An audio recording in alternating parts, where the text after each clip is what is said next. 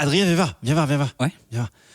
Alors comme ça, tu réalises Comics Podcast ce soir? Ouais, c'est alors, ça. Attends, parce que j'ai quand même réalisé pendant longtemps, j'ai 2-3 petits tips à te donner déjà. T'as lancé le record là déjà ou pas? Ouais, c'est bon. Faut vraiment pas oublier de le faire à chaque fois, parce qu'une fois on l'a fait, c'était pas moi qui réalisais.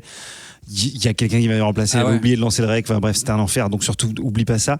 Les micros sont allumés, c'est bon. Ce soir, on a une team de chroniqueuses et chroniqueurs un peu particuliers. Il faut vraiment que tu fasses gaffe. Il faut vraiment les caresser dans le sens du poil. Est-ce que tu as appris des petits trucs sur chacun d'entre eux? Ouais, non, mais c'est hyper important. Attends, écoute-moi, parce que après, tu t'en voudras de pas m'avoir écouté. Je te dis des trucs hyper importants. Nivae, Ketrus, il y a vraiment des trucs très précis à savoir sur. Il parle vachement plus fort. Oui, mais non, mais il a aussi. Tu connais sa passion pour les calembours? Bah voilà, tu savais pas. Bon bah voilà, ça c'est le genre de truc, c'est des infos quand même un petit peu importantes à avoir. Au niveau de ton câblage, de ta table de mixage, tout ça, t'es en quoi? C'est quoi? C'est en XLR? Oui, c'est. Ouais, bon, très bien. T'as combien de câbles XLR? J'en ai assez. Toujours en avoir en rab. T'en as combien exactement? Suffisamment. Non, mais fais gaffe, fais attention, parce que c'est toujours comme ça. Il y a des moments où tu te dis, ok, c'est bon, j'ai tout. Je veux dire, Comics Podcast, c'est pas n'importe quelle émission. Je veux dire, on n'est pas Interville là, tu vois. Faut vraiment prendre en compte chacun des paramètres. Mais Joe. Quoi? C'est ma 100e ce soir. Comment ça, c'est ta 100e? C'est ta 100e émission? Oui. Eh bah alors, tu vas très bien. Bah t'as qu'à lancer le générique alors, si c'est ta 100e émission, tu sais le faire. Bah on voit le générique. Voilà. Vous étonnez pas que je vienne pas souvent aussi. C'est comme ça qu'on dit. Ah, le Bouya. Bah oui, c'est ça, Bouya, bien sûr. Bah oui, vous êtes au courant que c'est moi qui l'ai dit pour la première fois, Bouya, dans cette émission ou pas? Tu savais ça? Ça, c'est des infos importantes à savoir. Calme-toi, Jonathan. Aïe. Bonsoir à toutes et à tous en tant que membre honoraire de la confrérie Comics Outcast. Quelle joie de vous retrouver ce soir à la place du mort, hein, puisque si on considère que on est vraiment dans un vaisseau hyper sans sas, il y a Adrien qui pilote. Et moi, je suis à côté, en fait. Hein, donc, si on se prend un platane spatial, c'est pour ma gueule. C'est Joe Hume. Soyez les bienvenus dans Comics Outcast sur la confortable banquette arrière du VHS. Notre équipage se compose ce soir des recrues suivantes. Sans elle, le vaisseau ne naviguerait pas droit. Elle est notre vigie, telle notre balise, le cheveu de feu flottant en apesanteur, une main en visière sur son front. Elle scrute l'horizon à la recherche de quel castre améthyste. Nivrae, bonsoir. Bonsoir. Comment ça va? Très bien, j'ai la main sur le front. Et tu vois quelque chose ou pas? Vois-tu venir quelques planètes? Je vois venir de très bonnes blagues et une magnifique soirée devant nous. Ça c'est quelqu'un qui a du pif à mon avis, qui sent un petit peu les bonnes choses venir. Comment ça va en ce moment? Qu'est-ce que tu lis? Qu'est-ce que tu regardes? Qu'est-ce que tu écoutes à part chanter du Queen devant ta console de jeu? Eh ben ouais, je chante du Queen devant la console de jeu. Je me suis lancée dans Amélie Nothomb, mais je pense que dans 5 minutes j'ai fini vu qu'il n'y a plus rien écrit dans ces bouquins. Ça fait mal un peu, non? Et Attends, tu viens Attends, tu l'as coupé, mais là t'as balancé un scud là. Ouais, mais j'en ai marre. J'achète ces bouquins tous les ans, il y a de moins en moins de pages et les mots sont écrits de plus en plus gros. Donc aucune utilité. Mais peut-être que de petit à petit, elle se tourne vers la littérature jeunesse, je ne sais pas. C'est vrai. Elle mange des fruits pourris dans la vie. Ouais. Voilà, c'est un non, mais elle fait des choses toujours un peu morbides, mais ouais. Et elle écoute du métal. Ah voilà. Elle est très fan de Tool. Et cela me la rend sympathique. C'est vrai. Ouais. Et de niveau comics, tu vas nous en parler ce soir, d'un truc que tu lis, de plusieurs trucs d'ailleurs, parce que tu vas avoir plusieurs tâches ce soir. Exactement. Et je vais vous parler en particulier d'une école pour jeunes surdoués, magiciens. D'accord, alors ça peut être beaucoup de comics. Ouais. Hein. Donc, voilà, si vous avez un indice, c'est un comics récent. Mais ça peut être beaucoup de comics de l'histoire des comics. On enchaîne ce tour de table. Il a rangé ses outils de bricoleur de droïde. Il a rincé ses mains calleuses d'artisan spationaute. Mais ne s'est certainement pas départi de sa barbe qui lui donne un air à la fois sévère et sage. Il a sécurisé tous nos sas de décompression avant de nous rejoindre en salle de contrôle. Bonsoir Ketrus. Bonsoir. Comment ça va? Très bien, il y avait du taf.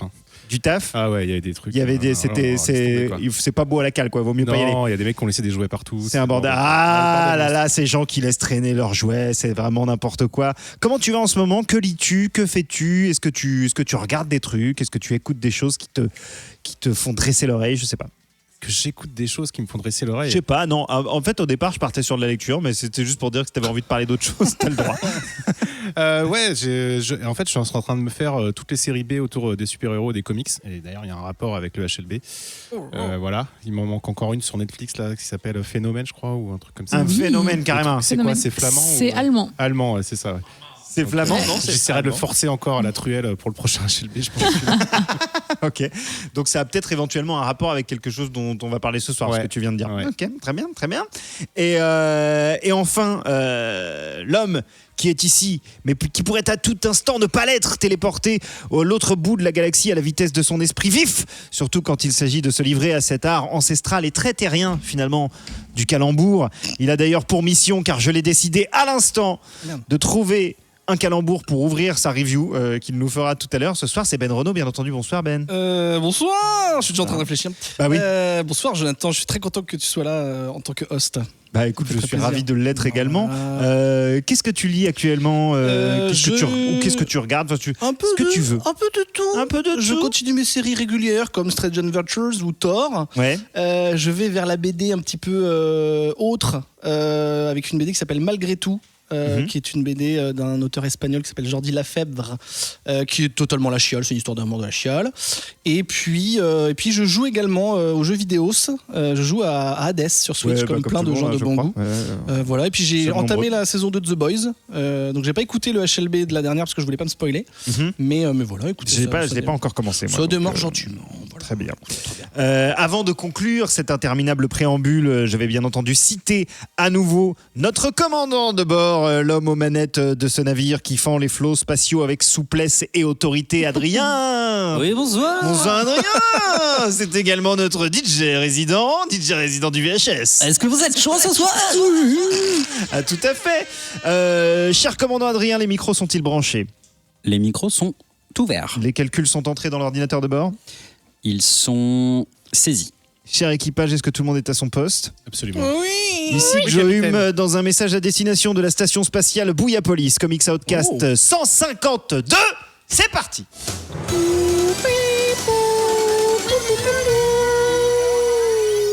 Ah là là, c'est agréable hein, d'être le host un peu. T'es là, genre t'es le MC, c'est toi qui décides. Tiens, on va faire le hors-les-bulles maintenant. Allez, c'est parti.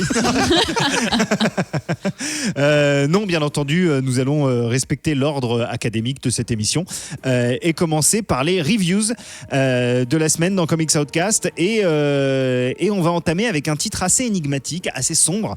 Donc, Ketrus va nous parler tout de suite. Il s'agit de Jaybird, de Laurie et Yako, je pense que ça se prononce Yako Ahonen. C'est publié chez Dark Horse et je dois dire que j'ai été pour ma part assez étonné par cette lecture, pour ainsi dire. Est-ce que tu peux nous en dire un petit peu plus sur Jaybird? Ouais, et je suis très content que tu aies dit les noms des auteurs parce que j'aurais été incapable de les prononcer. Et pourquoi? Parce qu'ils sont finnois. Voilà, je me disais que ça venait de par là. C'est ça. Et en fait, il a été publié en 2012-2013. Et en 2013, il a reçu le prix du meilleur comics finnois. Je savais pas qu'il y avait un truc, mais pourquoi pas. Et ça a été publié chez Dark Horse. Et aussi chez SAF. Je sais plus exactement ce que c'est. C'est une petite maison d'édition. Et là, j'ai vu qu'il y avait. Alors, j'ai pas réussi à trouver l'info. J'ai vu qu'il ressortait en version numérique et en version papier en septembre. Début septembre pour la numérique et 20 septembre, je crois, pour le papier. Et oui, donc Jaybird, qui veut dire jet bleu en anglais. Ok. C'est un type d'oiseau, mais ça veut aussi dire pipelette. Pipelette, donc c'est aussi une expression. Et ce qui est assez rigolo, parce que comme tu le disais et tu insistais, tu mettais des guillemets sonores sur lecture. On a les 40 premières pages de ce comics qui est sans texte, absolument. Ouais. Mais Et même quand il y a du texte, il y en a très peu. Finalement, c'est assez. Ouais. Il y en a très peu, mais qui est superbe et on en reparlera après. Alors en fait, Jaybird, donc c'est l'histoire d'un petit jet qui s'occupe d'une immense maison, style un peu vieux manoir, un peu poussiéreux, tout ça. Donc il le nettoie avec des longs couloirs assez sobres, assez ternes, même un peu angoissants, on va dire, emplis. Tous les murs sont emplis de bustes, de photos, de portraits de sa famille, et de gens, d'illustres guerriers, etc. Et ce petit oiseau, en fait, donc s'occupe de nettoyer cette maison, mais s'occupe aussi de sa mère qui est infirme, qui est donc clouée au lit, et qui, pour l'appeler, utilise un système absolument fantastique d'alerte. Elle tire une corde, et en fait, partout dans la maison, il y a des clochettes, des conserves, des casseroles, en fait, qui l'appellent, et dès qu'il entend ce bruit-là, en fait, il accourt auprès de sa mère, et vient s'occuper d'elle. Elle est un peu, impotente, un peu acariâtre, très acariâtre. Elle lui parle pas très bien, elle lui parle pas beaucoup. Et effectivement, comme tu dis, il n'y a pas beaucoup de dialogue. On comprend qu'en fait, son père est mort lors d'une guerre. On ne sait pas exactement laquelle. Je pense, au vu d'une planche, qu'il a été officier dans l'armée, dans une armée qui est, je pense, américaine. J'aurais dit peut-être Première Guerre, même avant, parce qu'il y a des Première- soldats avec des... C'est même avant, ouais. Ouais, des soldats avec des baïonnettes, trucs ouais. pointus. Et les ouais. baïonnettes. Non, des casques pointus, ça, à mon avis, Ouais, c'est oui, très- prussien. voilà. Ouais. Ah bah voilà. Donc c'est fin 19e. Ouais, j'aurais dit ça, ouais. Et donc voilà, il s'occupe de sa mère, il lui change les couches, il lui donne la béquée, on va dire, c'est approprié. David Becquet. David Becquet, exactement. Mhm. Et voilà. Et Attends ta review, s'il te plaît. Je Le cherche, reste- mais je l'ai pas. le reste du temps, en fait, donc il s'occupe de cette maison, et cette maison est aussi complètement claquemurée. Les fenêtres, il y a des rideaux épais, donc on ne peut pas voir l'extérieur. Et il y a des planches qui ont été clouées, donc on comprend qu'en fait il vit complètement en autarcie, complètement enfermé dans cette maison, avec pour seule compagnie, on va dire, une araignée qui au début qu'il essaye de se débarrasser, puis après qui devient plus ou moins son ami, qui va lui tenir un peu compagnie. Et donc une chose dont il a absolument peur, enfin plusieurs à mon avis, vu comment la maison est glauque, il a peur de tous les interstices, en fait, tout ce qu'il peut donner sur l'extérieur. Et dans sa chambre, qui est une chambre très austère où il y a juste un lit, une petite table de nuit, une lampe et un grand plafond, enfin une grande pièce. Et en fait, tout en haut à droite de ces murs, il y a du papier peint qui est déchiré et on voit les lattes en fait du mur, qui est sûrement un mur en bois du coup. Et il a peur de ces interstices à tel point qu'à un moment donné, il va même claquemurer, il va même remplir de mastic tous ces interstices, y compris les fenêtres. Et pourquoi il fait ça? Parce qu'en fait, quand il demande à sa mère pourquoi on sort jamais, pourquoi les fenêtres sont barricadées, etc., elle lui raconte que dehors, il y a des méchants oiseaux. Et donc c'est là où on a une espèce de flashback assez flou, comme dans un rêve, comme dans un cauchemar. Et très, très dark. Très dark, où on voit donc ces soldats prussiens, avec le casque à pointe, en train de tuer les bons oiseaux, selon les dires de sa mère. Donc en fait, ça renforce encore plus la peur de l'extérieur. Et un jour, il voit de la lumière sortir d'une grande porte au bout du couloir, qu'on imagine être la porte sur l'extérieur. Et il est persuadé d'avoir vu un autre oiseau. Il pense que c'est un méchant oiseau. Et je vous donne pas la suite, parce que le twist de fin est quand même assez fantastique, et ce serait dommage de vous le spoiler. Ouais, c'est clair. Donc Et voilà. donc, tu dis twist de fin parce que, entendons-nous bien, il s'agit un peu d'un one-shot, quoi. C'est complètement un one-shot. Voilà, Ouais. on n'est pas sur... non, parce que souvent on review soit des séries déjà terminées quand elles sont à 8, 6, 8 issues, soit les 3 premières issues. Là, il s'agit vraiment d'un truc qui se lit d'une traite. En plus, vu qu'il n'y a pas beaucoup de dialogue, pour peu que vous soyez pas du genre à vous appesantir sur les dessins, vous allez le terminer en 5 minutes. Ce que je ne conseille pas, parce que C'est c'est absolument pas intéressant de se plonger dans l'ambiance. Moi, je ne saurais que trop vous conseiller de vous mettre un petit disque de musique d'atmosphère, de lire ça un peu dans une ambiance un peu tamisée et de vous immerger dans cet univers. Alors, qu'est-ce que tu en as pensé? Parce que là, tu nous as raconté un petit peu de quoi il s'agissait. Qu'est-ce que tu as ressenti à la lecture de Jay Bird? Alors, j'ai trouvé ça fantastique. Moi, j'ai d'abord été attiré par les dessins. Mhm. Et aussi par le fait que j'avais commencé à feuilleter les premières pages et j'ai vu aucun texte. Et il y a quelques temps, je pense qu'on le mettra dans la description, on a fait une émission sur les comics sans texte. Et moi, je suis très friand de ça parce qu'en fait, tu vas avoir autre chose, tu vas avoir une autre expression et surtout, tu vas te concentrer sur autre chose que les dialogues qui sont parfois très verbeux dans ce qu'on présente d'habitude. Donc j'ai été attiré par ça, par la beauté des dessins et aussi par le style très cinématographique de la mise en page, de la mise en case plutôt, où tu vas avoir des plans très comme s'ils étaient filmés avec un grand angle. Ouais, il y a un côté très Hitchcockien dans la réal. Enfin, j'ai envie de dire dans la réal parce que. Ouais, on peut presque parler de réal. Je suis d'accord avec toi parce qu'il y a des zooms, il y a des plans répétés, il y a un très gros jeu au niveau entre guillemets de la lumière, mais surtout des couleurs, de l'ambiance de la couleur. C'est-à-dire qu'on va avoir ce côté très sombre, très terne, un peu tout le temps en fait quand il est dans les couloirs, quand il est dans sa chambre, et quand on va voir la lumière qui va sortir de cette fameuse porte dont je vous ai parlé, ça va être très chaud, très. C'est la première fois qu'on a des fort, couleurs brillant. chaudes, quoi. À part peut-être le papier peint de la chambre de sa mère qui est rouge. C'est la première exactement. fois qu'on a une Ouais. couleur chaude, effectivement. C'est ça. Alors j'ai lu, c'est marrant, j'ai lu, ils le décrivent comme un mélange entre Kafka qui rencontrerait Disney.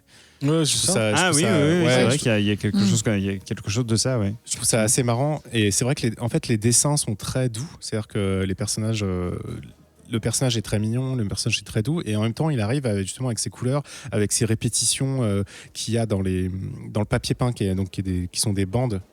Parfois un peu texturées, mais parfois pas, avec les lattes de parquet. En fait, il y a ce côté quand même assez brutal, assez fort dans le trait, et il va l'utiliser en fait tout le temps à travers la BD. En fait, c'est un court-métrage de Pixar gone bad, quoi. C'est vraiment... Ouais, ou du Tim Burton. dessiné par Disney, quoi. Ouais. Donc voilà, j'en dirai pas plus. Pour moi, c'est un petit bijou. Je pense que je vais essayer de me le procurer en papier parce que c'est un très bel objet. Et voilà, l'histoire est plus fine et plus, je pense, profonde qu'on pourrait le penser pour un bouquin qui n'a pas de texte. Et moi, j'ai très envie de le reparcourir d'ailleurs pour éventuellement chercher des choses que, comme tu le dis, il y a plein de moments où les détails fourmillent dans les portraits, et je vais me le refaire, je pense, ce soir pour scruter un petit peu toutes les planches et voir si j'ai pas loupé des petits indices ou des trucs qui te permettent encore plus de te plonger un peu dans cet univers, quoi. Tu sais, ça me fait penser, en fait, pour moi, c'est une nouvelle. Même si le terme ne s'applique pas vraiment pour la BD, mais c'est une nouvelle, quoi, comme tu peux voir dans les recueils de nouvelles de SF ou les recueils de nouvelles comme il y avait sur comment s'appelait cette série avec le squelette qui parle alors les contes de la crypte. Les contes de la crypte, en fait, tu pourrais très bien retrouver ça ou dans Au-delà du réel. Oui, surtout que vraiment j'essaye de pas spoiler, mais enfin la fin est ouverte, quoi. Donc tu peux laisser ton imagination continuer l'histoire autant que tu veux, quoi. C'est assez exactement, la fin est ouverte, mais la justification en fait de tout ce qui est dans le bouquin est assez géniale. Je suis d'accord. Vraiment bien foutu. Voilà. Hélène, est-ce que tu as eu le temps de parcourir Jaybird ? Et oui, alors qu'en as-tu pensé ? J'ai eu le temps et les premières pages, je me suis dit, mais c'est étrange, c'est bizarre, il y a quelque chose qui t'es limite anxiogène. T'as ces espèces de couloirs sombres avec ce papier peint qui est rainuré, qui te donne des espèces de profondeur bizarres dans les pièces. Tu vois des plans de dessus avec la mer qui m'angoissait et j'ai trouvé ça fascinant. Alors, il n'y a pas de texte, donc ça se lit vite, mais en vrai, plus ça allait et plus je ralentissais pour observer chaque case, pour essayer de trouver des informations, des choses. Et c'est vraiment prenant, en fait. Et j'ai été vachement étonnée parce que le dessin, au départ, fait un peu enfantin. La première fois que tu vois l'oiseau, tu dis « Oh, le mignon !» Et puis, quelques cases après, t'arrêtes de dire juste que c'est mignon. Non, mais vraiment, tu passes à autre chose, quoi. Et non, j'ai vraiment été épatée parce que je m'attendais, d'une, pas à ça. Déjà pas quelque chose sans trop de texte et surtout pas quelque chose d'aussi clair dans les actions. Le découpage, comme vous disiez, là, un peu cinématographique, où tu as chaque scène, tu revois des passages plusieurs fois, tu revois des objets plusieurs fois, donc tu sais qu'ils vont avoir potentiellement une incidence un peu plus tard ou quelque chose comme ça. C'est hyper intéressant. Enfin, c'est vraiment un truc qui m'a emporté et je pense que comme Kétrus, je vais essayer de me le trouver en papier. Parce que l'avoir dans les mains et tu sais, avoir l'action de tourner la page, tu sais, de poursuivre l'action, ça doit être quelque chose de plus fort, je pense, en physique qu'en démat, quoi. Et puis, je pense que il y a certaines, je pense qu'il y a certains passages du bouquin qui doivent se lire en double page. Oui. À un moment donné où il y a. Ouais. Bah oui, parce que t'as les doubles pages, t'as les pages où t'as qu'une seule case dans ta page. Et je pense que, et pareil, les couleurs, il y a des passages où les couleurs sont très très fortes et des passages où elles sont hyper tamisées. Et je pense que sur papier, ça va ressortir, mais il y a effectivement le rouge de la chambre ou ce genre de couleur-là, ça explose au visage, quoi. Et puis c'est le genre d'ouvrage où je pense que le fait de tourner une page participe à la narration, en fait, presque. Tu vois, le fait de tourner une page n'est pas sans conséquence. Enfin, c'est un peu. En tout cas, si vous nous écoutez et que vous avez l'occasion de découvrir Jaybird, soit en papier, soit en dématérialisé, je pense qu'on vous conseille unanimement une version papier. Ben, même une librairie édition, ça serait peut-être pas piqué. Des hannetons. Écoutez, je ne vais absolument pas contredire ce que vous avez tous dit. J'ai vraiment été surpris. Pareil, je connaissais pas du tout le titre. J'ai Kétrus a dit lisez ça, donc j'ai plongé dedans. Surpris évidemment par le manque de texte, mais ça serait péjoratif, donc plutôt l'absence de texte, qui effectivement m'a fait me concentrer sur ce petit personnage qui en fait dénote en tout point dans cet univers, parce qu'il est tout mignon, justement, un jet. J'ai googlé parce que je savais pas ce que ça voulait dire. C'est tout mignon, c'est tout rond, normalement ça a plein de couleurs, lui il est tout marron, tout gris. Et tout ce qu'il y a autour de lui, rien n'est accueillant, tout est agressif, même sa mère dont il prend soin, elle a un bec vraiment pointu et tordu et tout, puis elle est désagréable, bon elle a l'air malade la pauvre, mais elle est désagréable, elle lui dit non tu dois pas sortir, en gros elle lui a un peu lavé le cerveau en lui disant, en fait il est prisonnier d'une certaine manière de cette maison quoi. En tout cas nous en tant que lecteur, si tu t'identifies à lui en tant que lecteur, tu te sens prisonnier. Il est même esclave d'une certaine manière, parce que même si c'est sa mère dont il s'occupe, il fait toutes les tâches, il a du mal à dormir parce qu'il flippe sur un trou dans sa chambre, mais dès que sa mère elle sonne cette espèce d'horrible sonnette là, lui il court, il lui fait sa soupe et tout, enfin donc en gros il a pas de vie, je sais pas trop quel âge il est censé avoir ce petit gamin, c'est un enfant, enfin c'est un oiseau mais je veux dire c'est censé être un enfant, et en fait il a pas de life, et la seule life qu'il pourrait avoir c'est il a cette petite pote araignée, et encore c'est pas grand chose. Et d'ailleurs c'est rigolo parce que le seul élément mignon c'est un petit animal qui normalement fait flipper tout le monde. C'est pas une mignon sur les premières cases. Enfin, non, c'est pas mignon, mais au final ils se rendent compte qu'ils sont tous les deux ces deux petites créatures apeurées quoi, donc ils deviennent potes, et en fait voilà il est perdu dans cette vie, et sa seule soif de liberté, au début il flippe des fenêtres, il dit mais pourquoi il y a des planches, sa seule soif de liberté ça serait de voir de l'autre côté et de sortir, et sa mère lui interdit. Et bon évidemment j'ai envie de raconter la suite, mais j'aime beaucoup la morale un peu amère que ça raconte, et puis surtout je le disais, la fin elle est ouverte, donc moi j'ai envie de m'imaginer mes trucs, j'ai envie que tu vois il lui arrive des choses cool et qu'il y ait un petit peu plus de couleurs que dans les cases qui sont là, mais effectivement c'est magnifique. Moi je suis resté sur chaque page plusieurs minutes à chaque fois, pas forcément pour débusquer des petits secrets quoique, mais aussi parce que je me suis dit qu'il y a une quantité de taf de dingue. Je sais pas si tu l'as dit Ketrus, mais l'auteur et l'artiste sont de la même famille. Oui. Et donc j'imagine qu'ils ont vraiment bossé de concert, et en fait juste au niveau de l'artistique, alors je sais pas qui a choisi les angles et tout, enfin je sais pas qui est responsable de quoi, ils ont dû travailler ensemble puisque lui il est scénariste, mais c'est lui qui a dû faire le storyboard peut-être d'une certaine manière. C'est réfléchi, je pense que c'est un travail des deux quoi. Exactement, et du coup il y a un taf monstre, c'est plus de 100 pages, et voilà je suis vraiment régalé. C'est très très pessimiste et très très triste, mais c'est vraiment génial, il faut le lire, et encore une fois dépêchez-vous de le lire, et comme ça on se fera un Discord spoiler, on mettra un truc Jaybird et on pourra spoiler comme parce que j'en vois qui sont pas sûrs de se lancer sur les... Allez-y, on est pas anonyme, unanime. On est unanime, c'est vraiment très très bien, enfin à part Adrien, je sais pas, tu l'as lu Adrien toi ou pas? Ok, bon bah alors tu l'as fait. Pas les couilles. Désolé, autre chose à foutre. Bisous. Ok, allez, salut. Et pardon, je voulais juste rajouter un dernier truc, parce que tu parlais des plans et de la réalisation et tout, et des fois il y a même des plans impossibles d'une certaine manière, qui sont d'un point de vue d'un personnage qui n'existe pas, et ça rajoute à la paranoïa. Il y a une sensation de paranoïa dans ce truc-là, parce qu'il voit à travers les planches, il a l'impression de voir des yeux. Est-ce que c'est son propre reflet dans les vitres? On sait pas. Après, on voit la caméra qui est derrière les planches et qui le regarde lui, un peu justement en Conte de la Crypte, ça marche un peu, ou Maison hantée, tu vois. Il y a vraiment ça te retourne le cerveau, et si t'es vraiment attentif au truc, tu commences à être parano et te dire ok, bah en fait faut vraiment pas qu'il sorte, mais en même temps t'as envie qu'il soit libre. Et c'est pour ça que tu sais que c'est un travail cinématographique. Ouais, totalement. Ça joue vraiment sur les sensations du lecteur quoi. J'ai déjà le sentiment qu'on en a trop dit. Essayez d'oublier un peu tout ce qu'on vient de dire là pour pouvoir vous replonger dedans de manière un petit peu Lulu va le lire, c'est bien Lulu. Un petit peu neutre, mais n'hésitez pas en tout cas. Jaybird, on rappelle que c'est pour le moment en VO chez Dark Horse, on n'a pas vu de VF. Cela dit, même si vous êtes réfractaire à l'anglais, il n'y a pas énormément de dialogue, donc ce sera pas très très long à traduire. N'hésitez pas, en tout cas, voilà, c'est chaudement recommandé par la team Comics Outcast. Deuxième review de la soirée, place à Nivrae, après la Gotham Academy, après la Umbrella Academy, ainsi que toutes les autres académies dont nous ne parlerons pas ici. Ah merde. Voici la Strange Academy de Scotty Young, qu'on aime beaucoup chez Comics Outcast, et Humberto Ramos, que certaines aiment beaucoup également. Moi je le déteste pas, surtout je trouve que sur ces vieux jours, il n'est pas spécialement vieux, mais c'est juste que je trouve qu'il se bonifie avec le temps. C'est donc édité chez Marvel Comics. Qu'est-ce donc que cette Strange Academy? Qu'est-ce donc? Alors je rajouterai juste deux petites choses. Pour l'instant il n'y a que 3 issues qui sont sorties. Covid oblige, ça avait un petit peu ralenti, mais la 4e et la 5e sont prévues pour fin octobre et novembre. Donc c'est bien reparti. Il y avait une petite inquiétude au départ que ça soit stoppé, mais non, tout va bien. Et pour les plus curieux, la première issue est disponible en Director's Cut, avec plein de bonus, toutes les planches en noir et blanc, le script complet écrit, la création des personnages en dessin, c'est hyper intéressant. Et je préciserai aussi les couleurs d'Edgar Delgado, et côté lettres, c'est Clayton Coles, le lettrage, qui est quand même très important dedans.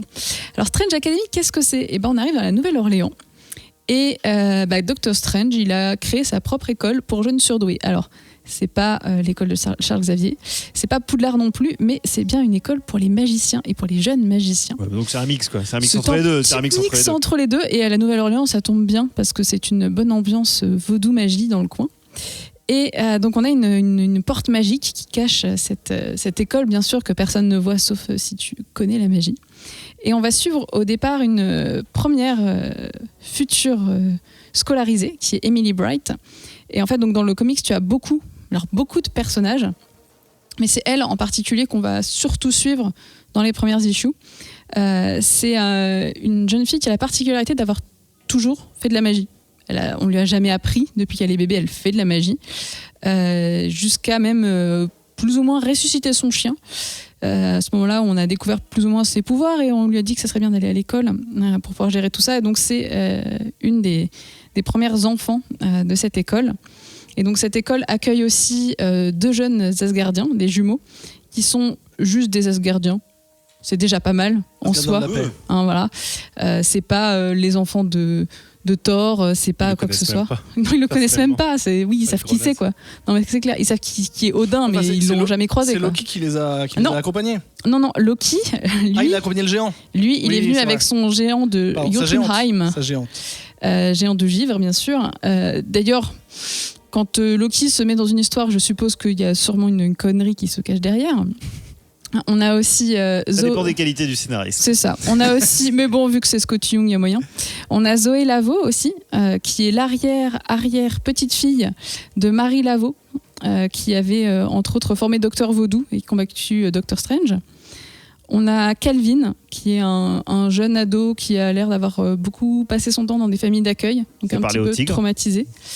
On a Desi, qui est un démon qui vient des limbes et qui a une particularité, c'est que elle a un don ou un fardeau, ça dépend comment on le voit, mais elle voit les choses, elle sait qui sont vraiment les personnes, donc elle connaît les secrets de tout le monde, mais elle ne le dit pas pour l'instant. Je suppose qu'elle le dira un jour. Et tu as pas mal d'autres personnages comme ça, des gens plus ou moins chelous, dont aussi Shaylee, une fée qui s'est liée d'amitié tout de suite avec Emily Bright, puisqu'elle est dans sa chambre de, je sais pas, colocation, comment ça s'appelle, son dortoir, roommate. Ouais, voilà. Elles sont toutes les deux dans la même chambre. Et voilà, sur les 3 premières issues, on est vraiment à l'école. Hein, la première issue, c'est un peu l'introduction de voici les nouveaux personnages, ils arrivent à l'école, tout est beau. La deuxième issue, on fait les premiers cours. Et à la 3e, on commence à partir un petit peu à l'aventure, on sort de l'école. Mais pour l'instant, je ne sais pas si ça passerait la validation de monsieur Adrien Larouzet. Mais pour l'instant, il n'y a pas de grande aventure en soi, mais on a pas mal de choses qui s'installent. Parce que Scott Young, il a quand même mis beaucoup de personnages dans son histoire. Il arrive à leur donner dans chacune des issues un petit moment. C'est chacun son moment à soi. Donc on commence à gratter un petit peu d'histoire et de lore sur chacun des personnages. Mais il n'y a rien de fou pour l'instant. On commence à savoir qu'il y a des secrets. On se dit qu'il y a des apparitions de certains personnages qui ne sont pas là de manière anodine. On va parler du 3e œil, de ce qu'on voit quand il y a le 3e œil qui est actif, de pouvoir qui commence à se développer. Mais pour l'instant, arrivé à la 3e issue... Il y a des secrets des 2 côtés, hein. Élève et prof. Élève et prof, bien sûr. Mais pour l'instant, arrivé à la 3e issue, il n'y a pas une histoire de lancer. Alors bon. Est-ce que j'ai une question par rapport à Scott Young, est-ce que ce serait pas un chouïa son premier récit avec autant de, son premier récit choral un peu avec autant de personnages, et surtout autant de personnages qu'il a plus ou moins créés, puisque c'est beaucoup d'héritiers. J'ai pas parlé, mais il y a le fils de Dormammu, qui est quand même l'ennemi juré de Doctor Strange, qui est là. T'as des personnages qui viennent d'univers qu'on connaît déjà, mais c'est que des nouveaux personnages. Ouais. Alors, il y a effectivement des anciens, puisqu'on voit de mémoire, je crois qu'il y a Scarlet Witch qui apparaît. Il y a Strom. Voilà, Doctor Strange, bien sûr, est là aussi. Mais il y a Magic. Tout le reste, il y a Magic, oui. Tout le reste, c'est des nouveaux. Et donc, du coup, il se fait un peu plaisir à se créer son nouvel univers à lui. Et donc du coup, je pense que c'est aussi pour ça qu'il prend le temps de s'installer. il n'y a pas de date de fin pour l'instant d'annoncer. Après, on ne sait pas trop s'il y a peut-être un premier arc en 6, mais c'est pas, pour l'instant, il n'y a rien de défini. C'est ongoing, donc effectivement. C'est ça. Ouais. Pour répondre à Joe, sur Middle West, qui est un de ses travaux récents, il y a quand même pas mal de persos. Et il y a un perso principal. Oui, mais on est centré sur un perso principal. C'est ça. Ah, là, tu voulais dire Là, j'ai vraiment l'impression que c'est la première fois qu'il livre un récit collégial avec tout un groupe de persos. Il fait vraiment du partage dans l'histoire, chacun à son étape. Tu vois, c'est ce que tu dis continue, c'est-à-dire est-ce qu'il va continuer à partager un peu la lumière entre les persos? Étant donné que chaque personnage a quand même un passé, quelque chose d'important, on a l'impression que chacun a quelque chose d'important à raconter, que ça soit sur le passé, le vaudou, ses origines parentales. Le vaudou, tu parles de l'animal ou pas? Tu sais, il est un peu... Non, vaudou. Ok, merci. Trop long, La bête du vaudou. Ah, d'accord, ok. C'est bon, c'est le titre de l'épisode. Donc voilà. Après, sinon, juste autre petite précision. Les dessins sont assez fous. Alors, moi, habituellement, quand je lis du Scott Young, j'aime bien quand c'est lui qui dessine. Mais son dessin est quand même très, très spécial. C'est Ramos qui dessine. Et là, c'est Ramos. C'est pas lui? Non. Il s'est fait une petite cover. Enfin, une bonne nouvelle. Je suis assez d'accord avec méchant. sur le coup. C'est méchant. Moi, j'aime beaucoup, mais effectivement, c'est un style un petit peu original. Non, c'est Ramos qui dessine. Et il est très, très bon pour dessiner des adolescents. Et surtout, ça va faire plaisir à Adrien, il est très bon pour dessiner des visages qui se différencient. C'est-à-dire que tu n'as jamais aucun doute sur qui est qui. Alors, quand tu ajoutes autant de personnages d'un coup, les deux Asgardiens, moi j'ai eu du mal. Il y a le man bun et l'autre qui a les cheveux longs. Il y a le beau gosse et le mec un peu nul. L'autre il met sa cravate sur le côté et tout. C'est ça. Non, je trouvais qu'il avait bien réussi à différencier tous ces personnages. Bon, après le fait qu'il y en ait qui viennent de mondes un petit peu bizarres, ça aide. Mais tout de suite c'est clair, les dessins sont hyper dynamiques. T'as vraiment beaucoup de choses. Alors c'est vachement aidé par les couleurs de Delgado qui fait un boulot en fait assez fou. Delgado. Delgado, c'est qui Delgado? Je l'ai pas. Tiki Delgado. Il perd son âme, putain, le pauvre. Non, et ouais, donc c'est hyper beau. T'as des tons qui sont doux parfois, et des fois t'as des espèces de jets de couleurs où tu dirais presque c'est du Scott Young quand il fait des tas de couleurs. Que moi, du coup, j'aime beaucoup, en particulier quand il y a le troisième œil. J'ai l'impression de me retrouver dans les dessins de Scott Young. J'étais très contente. Et je parlais du lettrage tout à l'heure. C'est que ces jeunes gens viennent de plein d'endroits différents et du coup ils n'ont pas d'accent à l'écrit et du coup en fait ils ont tous un lettrage différent et je pense que monsieur comment j'ai dit son nom tout à l'heure, monsieur Clayton Cole s'est beaucoup amusé puisque chacun des ados parle avec une typo différente. Donc il y en a une pour les Asgardiens, il y en a une pour le fils de Dormammu. Emily Bright, elle parle juste normalement puisqu'elle est censée venir du même monde que nous. Mais voilà, chacun ses petits trucs et du coup je pense qu'il y a un gros boulot qui a été fait là-dessus. Et c'est plutôt plaisant et ça se lit bien malgré tout, malgré les accents un petit peu bizarres sur les lettres. Ça fonctionne très bien. Et du coup, pour moi, en tout cas pour moi, dans l'ensemble, ça a bien fonctionné. Mais tu te dis, t'arrives à 3 issues et j'aimerais bien un bout d'histoire. Je m'attendais, à la fin de la 3e d'avoir un petit peu plus. Voilà, c'est ça. Alors du coup, ce qui est bien, c'est que la 4 et la 5, elles vont sortir à, je sais plus, 2-3 semaines d'écart, donc ça va arriver vite. Mais j'aimerais bien la 4 un quelque chose d'un peu plus intéressant. Allez, on va enchaîner justement. Moi, ça m'a intéressé, mais un plus Ben, est-ce que tu es d'accord avec ça? Est-ce que c'est ton sentiment aussi que... c'est Harry Potter, moi j'aime beaucoup Harry Potter. Non mais je dis pas ça péjorativement. Harry Potter, les 30 premières pages, il se passe un truc direct.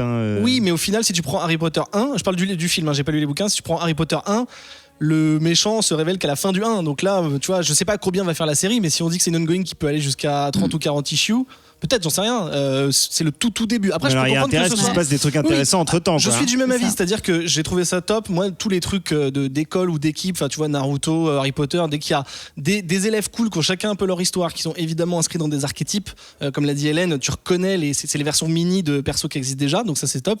J'irai même un peu plus loin dans la caractérisation dont elle parlait sur les typos.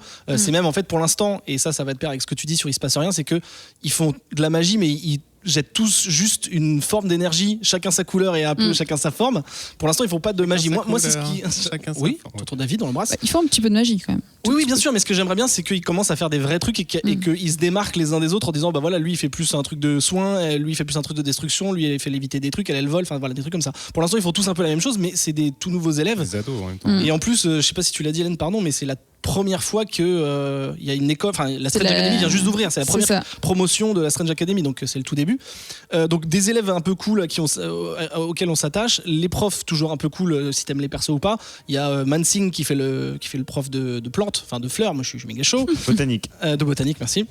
Elle aime pas le fric. Et donc voilà, effectivement, je suis content, ça s'installe, c'est récréatif, mais j'espère que tous les trucs dont on a parlé Hélène, c'est-à-dire tous les petits trucs qui se mettent en place, genre toi, je vois, t'as un secret, tu le dis pas, les profs qui disent on peut pas leur dire, voilà. J'espère que ça va donner un vrai truc. T'as même à un moment, sans spoiler, une menace qui commence à émerger dans le fond. J'espère que ça va être des vrais trucs. Qui Dans le fond de la classe ? Ouais, dans le fond de la classe, ouais. Non, dans la rue. Ça suit pas. Dans la. Donc j'espère effectivement que ça va donner quelque chose. Je m'attends pas à un méga méchant parce que ça reste des gamins et comme nous l'a dit Ketrus, c'est des ados, etc. Mais ça serait cool qu'il y ait une petite intrigue un peu solide qui permette aux persos de fleurir un petit peu. Et je voulais tirer mon chapeau à monsieur Humberto Ramos, que j'aime beaucoup depuis longtemps, mais à qui j'ai toujours reproché de faire des énormes pieds, des énormes jambes et des énormes mains. Non, mais d'avoir des personnages un peu disproportionnés. disproportionnés. Dans Spider-Man ou dans Deviate par exemple. Et là, il a grandi, il a mûri. Alors ça fait longtemps que je l'avais pas lu, donc je sais pas s'il a évolué, je l'ai pas vu évoluer. Mais là, moi je trouve qu'il y a sur ces dernières années, il y a un gros shift dans la force. Non seulement il dessine de temps en temps, il y a des trucs chelous quand même. Des fois il y a des mains d'ours un peu, passe. mais il dessine mieux qu'avant. Il a arrêté de faire des membres disproportionnés et j'irais même jusqu'à dire que parfois on dirait du coup appel sur certaines pages. Ah bah vraiment, franchement, j'ai vu des similitudes. Ouais, je pourrais vous balancer des planches, mais évidemment, je me suis pas dit, mais il y a un truc. Il se rapproche des fois sur le traitement des dégradés des mains, des trucs comme ça. Et voilà.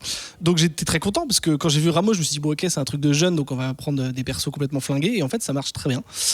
Donc voilà, je suis agréablement surpris. J'aime beaucoup et je vais continuer de lire pour voir si ça se développe un peu et qu'il y a une histoire un peu plus conséquente. Moi, je veux bien une petite action figure du personnage avec la tête en feu. Ah bah c'est le fils de Dormammu. Faites-moi une petite action figure du fils de Dormammu avec sa petite chemisette là.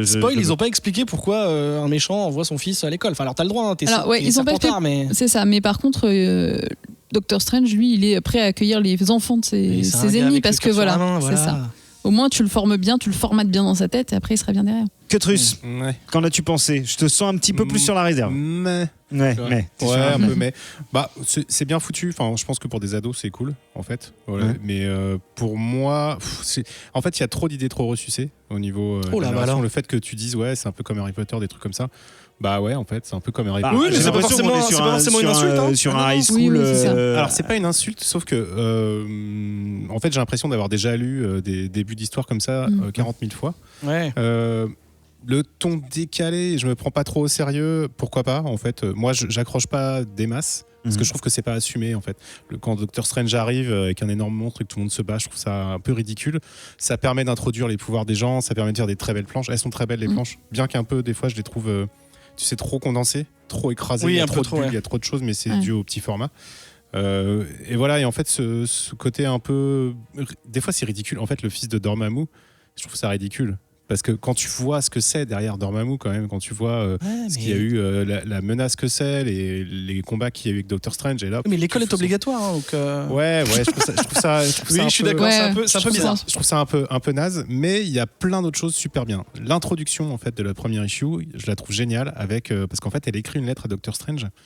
Comme par hasard, il ouvre une école après. Bon, ça, on laisse passer. Mais en fait, cette façon de raconter, cette narration du début, alliée au très beau dessin, je trouve ça génial. Le coup du troisième œil, c'est bien. Dans la troisième issue, quand tu as un petit peu le côté où le groupe se ressoude, ça aussi, j'ai bien kiffé.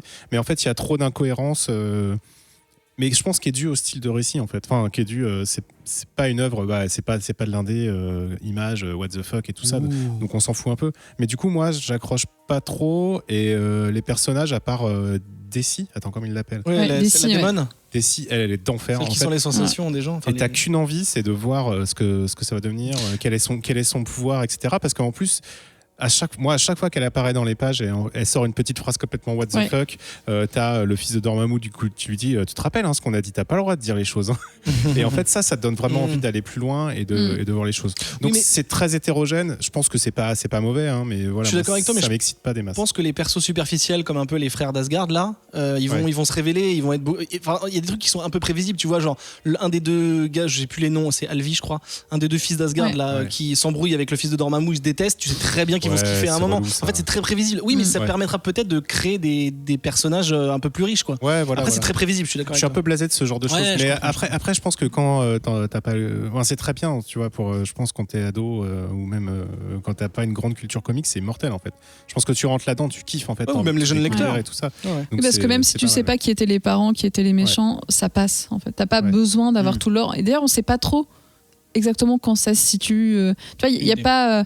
Il t'évoque à un moment qu'il s'est passé quelque chose avec la magie, mais on s'en fout en fait. Ok, on n'a pas dans besoin. Une continuité d'events actuels Non. chez Marvel ou T'as pas besoin ou de de lire autre soucis chose. de coller à une quelconque actu de tel ou tel perso Non. ou quoi. Ok. Merci beaucoup Nimré pour cette review. Cutrus, tu parlais de séries peut-être un peu destinées aux ados. Et ben justement, avec la dernière review du soir, on va se tourner vers quelque chose d'orienté plutôt jeunesse chez DC Comics. D'ailleurs, ça a reçu le Harvey Award du meilleur comic book jeune public en 2020. C'est donc logiquement édité en France sur le label Urban Kids chez Urban Comics. Superman écrase le clan de Jin Luen-Yang et Guri Uru. Et c'est Ben qui nous en parle. Je l'ai acheté avec de la crypto-monnaie. Ouais, ok, Ça va, allez, allez, c'est bon, calmez-vous. accepté. Sinon j'avais écrasé le flanc, mais j'arrivais pas à la mettre en. Adrien possède une répartie.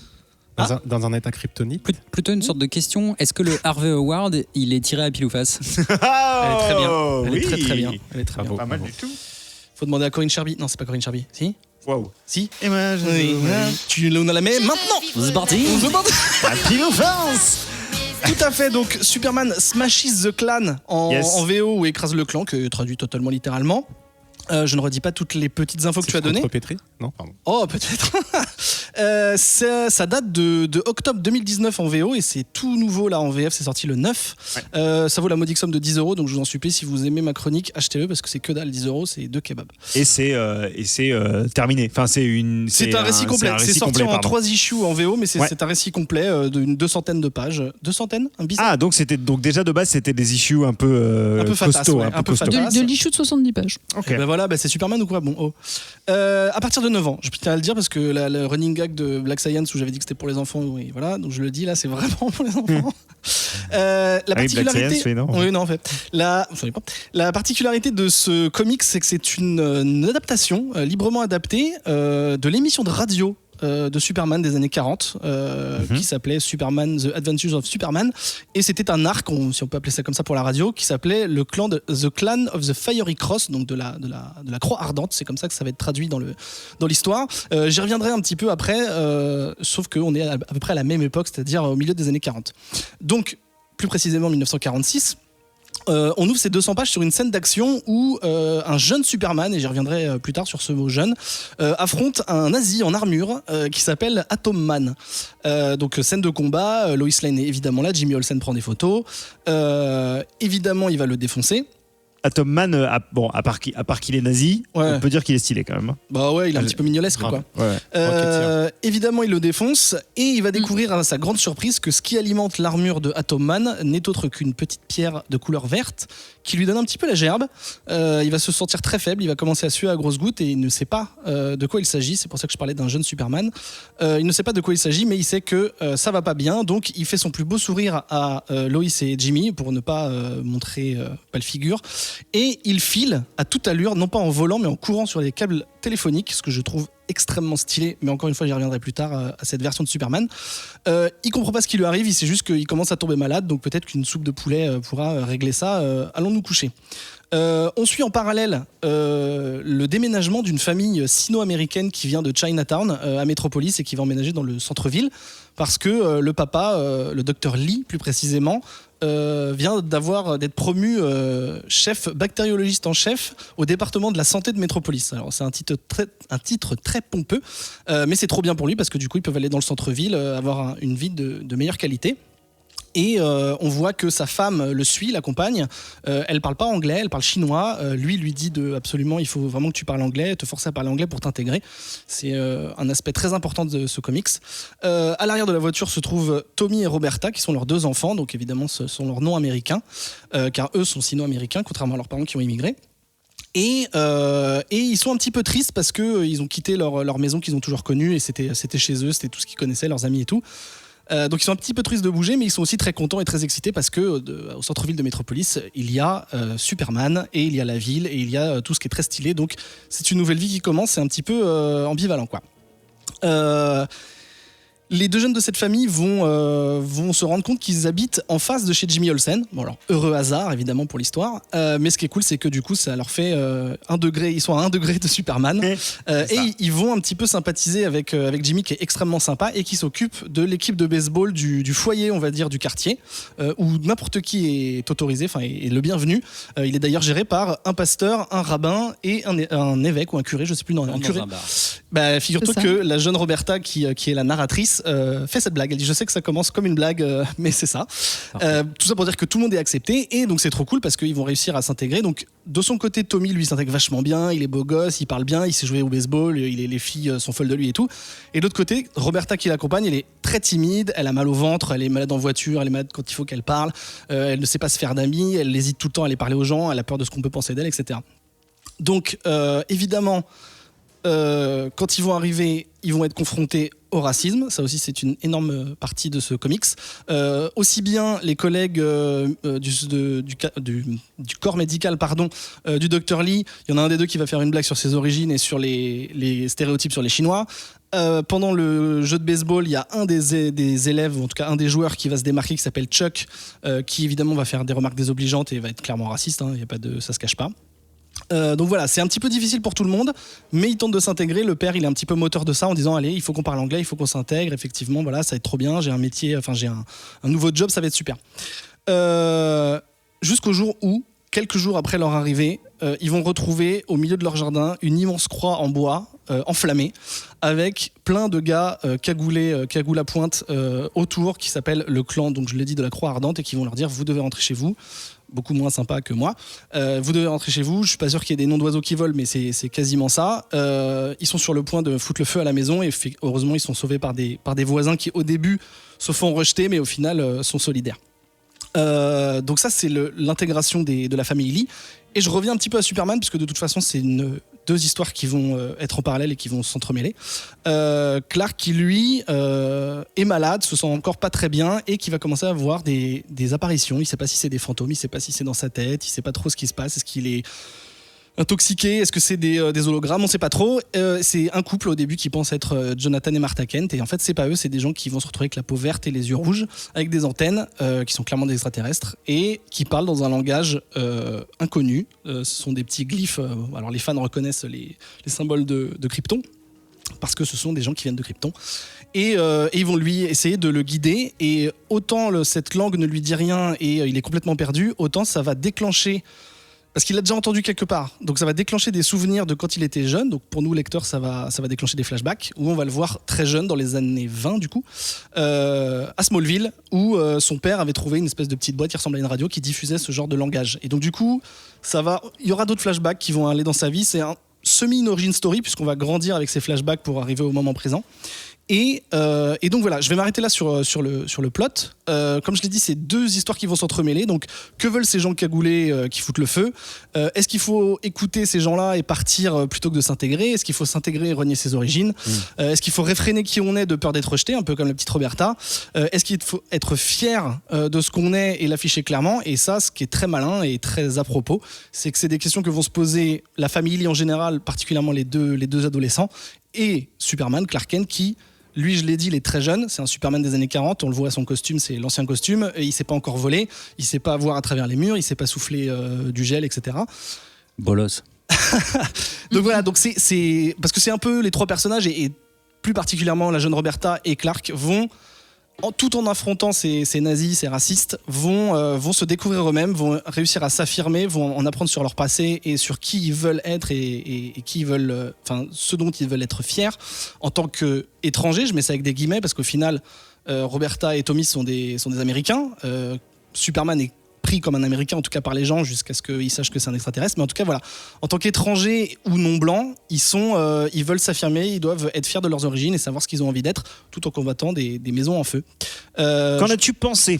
Eh bien, je t'avoue que j'ai été séduit par le dessin de Guri Hiru, qui est très cartoon, presque parfois presque manga, hein, on peut aller jusque là. On peut mélanger du manga et la série animée Superman, Animated, que je trouve au début j'ai trouvé que c'était possiblement en décalage avec le sujet, qui est quand même un sujet très adulte, et au final Je trouve que c'est un comics qui est alors déjà c'est une excellente porte d'entrée pour Superman. Je sais que vous l'avez dit pour Superman Identity dans la dernière émission et c'était aussi vrai. Là, c'est une autre porte d'entrée, c'est parce que c'est vraiment le Superman de base des années 40, très gentil, de très bon esprit, qui veut défendre la veuve et l'orphelin, etc. Mais là, il y a la couche sur les origines, le racisme, etc., l'identité, là aussi. Et je trouve que c'est une excellente lecture pour les jeunes. Même moi qui suis pas jeune, j'ai appris plein de trucs. Et voilà, en fait, ça te permet ça permet de parler de l'identité, de l'acceptation de soi, d'accepter ses origines, du regard des autres, du racisme évidemment, de la haine, etc. Et donc j'ai trouvé ça vraiment super. Alors, petit disclaimer, je m'y attendais peut-être pas, mais quand même, j'ai une mini-déception sur le manque d'action, mais en même temps, c'est pas le sujet. C'est-à-dire qu'au début, j'ai vu qu'il battait un nazi, j'ai fait cool, il y aura des pifs paf fouf, c'est cool. Il y en a assez peu au final, puisqu'il va se battre contre des humains tout simple. Mais au bout de quelques pages, je me suis dit, ok, le sujet, c'est pas les pifs paf pouf, c'est plutôt l'introspection. Les dialogues sont très cool entre la jeune Roberta et Superman, par exemple. Voilà, je trouve que c'est très bienveillant, c'est très bien expliqué, on comprend, c'est pas mielleux, genre les méchants racistes, machin. C'est pas non plus, c'est assez manichéen, évidemment, forcément, avec ce sujet, mais voilà, je trouve que c'est très bien expliqué. Peut-être que Truc qui a des enfants pourra, ou même toi d'ailleurs, Joe, qui pourra plutôt avoir une vision différente ou en tout cas approfondie.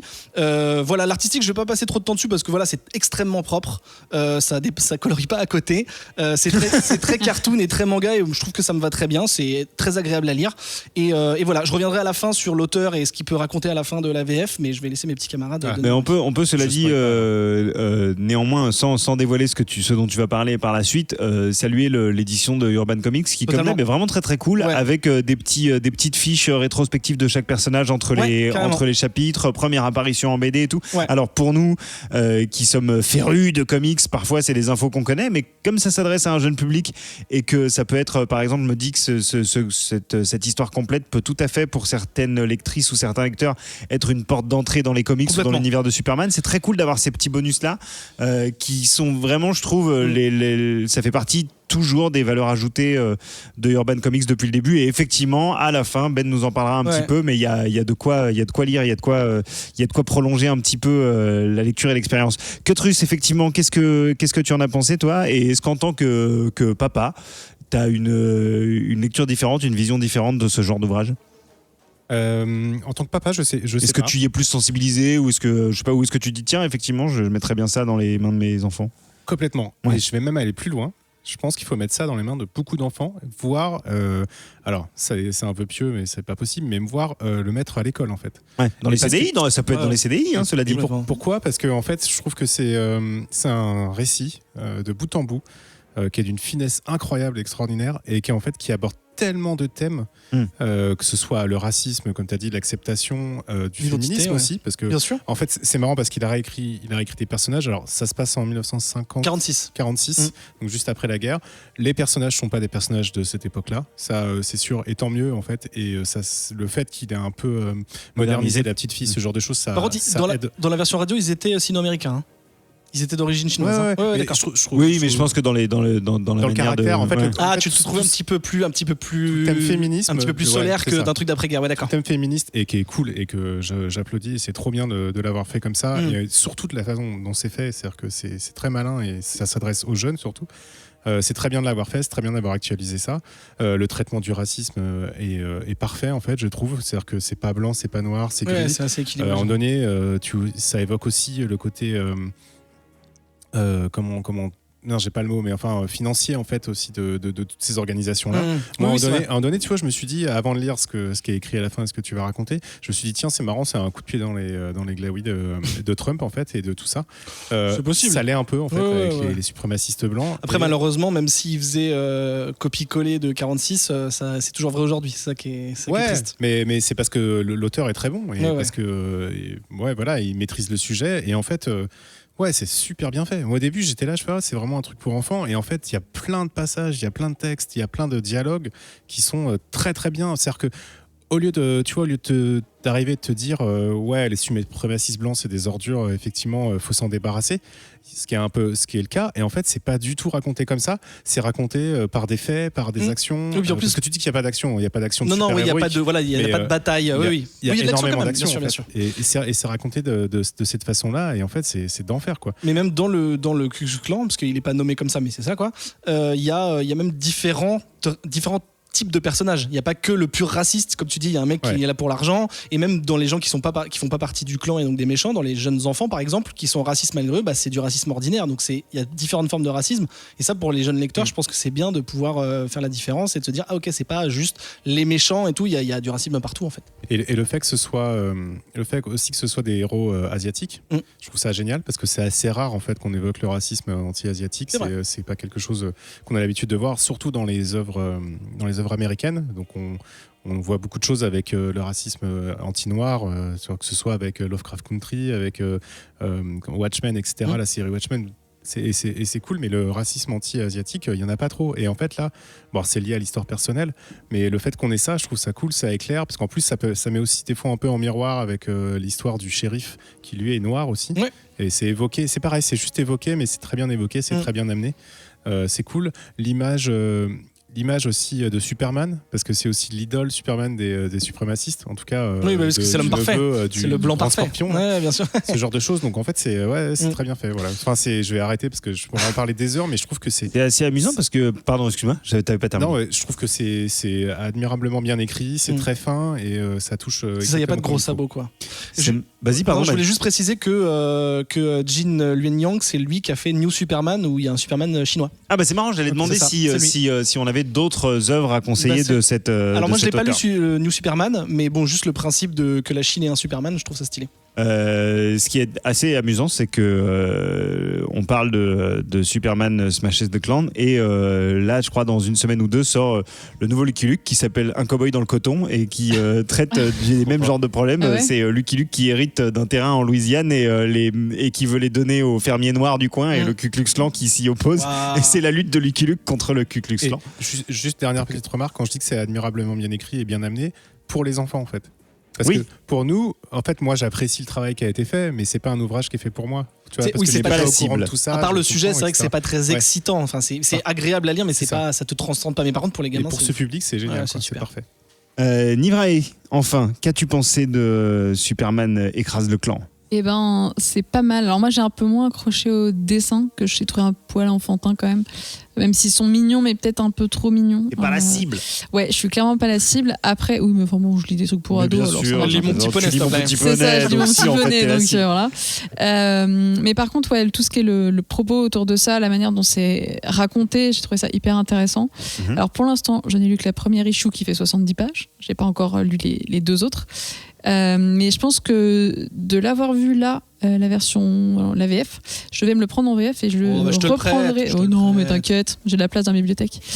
Et du coup, non, mais c'est clair que je vais le continuer parce que je le trouvais quand même hyper intéressant. Ouais. Malgré le fait que les dessins m'aient un peu repoussé au départ, le or. Je sais pas, ça manquait de détails. C'était carrément un or. Ouais, T'aimes pas la série animée Superman par exemple ? Je suis pas très fan, ouais. Après, le truc, c'est que je me suis enfilé pas mal de comics qui étaient blindés de détails sur les personnages, des visages un peu vraiment poussé. Et là, quand tu tombes là-dessus, tu fais oh, et le mec, il est feignant, il a oublié les trois quarts des rides, quoi. Allez, c'est parti. Je déteste cet adjectif. Feignant, tu le disais souvent, toi. Mais voilà. Ah non, j'ai jamais dit ça. Je ne dis jamais qu'un illustrateur est feignant. Retrouve-moi ça. Sortir des vieux comme podcast. Non, parce que c'est horrible. Je suis illustrateur moi-même. C'est horrible pour dire quelqu'un. Ça veut dire que t'as évolué. Non. Quand tu passes d'un certain type de dessin à un autre, des fois, c'est un petit peu dur. Et là, c'est vrai que j'ai eu du mal à faire la transition entre les deux. Mais après, ouais, je pense que je me le prendrai en VF et j'attendrai un peu d'avoir digéré des trucs un peu violents pour me lire ça plutôt au calme. Et ouais, non, en tout cas, pour ce que j'en ai lu des 70 premières pages, c'est plutôt passionnant, plutôt bien écrit, bien raconté. Dans la VO, il n'y a pas les petites fiches de perso. Du coup, je serais curieuse de voir ça dans la VF. Ouais, c'est pour ça que je pense Parce que vraiment ça peut que être, c'est un travail éditorial d'Urban Comics Non, mais c'est clair. qu'il s'agit de saluer. Ça, c'est que- Ce qui est souvent le cas. Nous, je pense des que pages assez cool. Enfin, tu vois, il y a pas trop. Je disais, il y a pas trop d'action waouh, mais il y a quand même des pleines C'est pages. dynamique. Oui, très c'est ça, dynamique, c'est quoi. Il y a dynamique, des ouais. explosions, c'est tout à fait. Ah, mais là, tu viens de lui spoiler l'issue de donc bravo. c'est Oh, ça. 148, ah ouais. Bah ouais, non, mais Ah attends. bah il y a une explosion. Peut-être même Pardon. la 3 du coup. Oh, elle a oublié, début de tu as la 3. oublié, tu as oublié. Non mais ouais, c'est hyper intéressant. Après, c'est vrai que ces petites fiches, pour nous, on sait qui est Jimmy Olsen, on n'a plus besoin qu'on nous l'explique. Mais pour des enfants qui débutent, je pense que c'est une très bonne chose parce qu'ils ont peut-être dans l'idée de ce qu'est Superman, mais pas forcément tout l'univers autour. Merci Hélène. Ben, avant de Oui. terminer, tu voulais rajouter un mot sur la parce fin. qu'en fait, c'est, on voit que c'est une lecture, enfin que c'est une écriture, que c'est un titre du cœur pour ces auteurs. Et à la fin, effectivement, alors je sais pas si c'est réparti dans les issues VO ou pas, mais en tout cas à la fin de cette VF de Superman écrase le clan, Ouais. il y a plusieurs pages, moins d'une dizaine de pages sur un petit texte de l'auteur, donc Jin Wen Yang, qui va raconter à la fois l'histoire des États-Unis, en tout cas du XXe siècle, avec la montée du suprémacisme et le Ku Klux Klan, l'histoire éditoriale de Superman, notamment avec l'émission de radio dont je parlais, qui est arrivée en 46, donc c'est-à-dire 7 ans après la création du perso, qui, je le rappelle, a été créé par 2 jeunes juifs. Et en même temps, il va raconter sa propre histoire à lui, l'histoire de ses parents, de l'immigration de ses parents et sa jeunesse et le racisme qu'il a rencontré. Et voilà, et comment Superman a pu être, au-delà d'un super-héros, a pu être un porte-étendard pour genre cet espoir, pour plein de petits garçons et plein de petites filles. Et c'est très documenté, ils te disent plein de choses. Enfin voilà, j'ai appris plein de choses sur le suprémacisme aux États-Unis et sur le Ku Klux Klan, et d'ailleurs pas qu'aux États-Unis. Notamment que la côte ouest avait pris du sud, enfin etc. Il y a plein de trucs très intéressants et très affligeants qui sont encore très vrais aujourd'hui. Et donc voilà, je vous conseille vraiment, c'est vraiment pas pour faire de la lèche à Urban, mais comme l'a dit Joe, c'est une très belle édition. 10€. Franchement, je crois que je suis dans le téléshopping, mais je vous le dis, 10€, c'est vraiment pas cher. Trouvez-le, achetez-le et puis faites-le lire à tout le monde autour de vous, surtout les jeunes. Eh bien, écoutez, merci à tous trois pour ces reviews. Nous allons marquer une première pause dans cette émission, si le commandant de bord acquiesce et donne son autorisation. Affirmatif.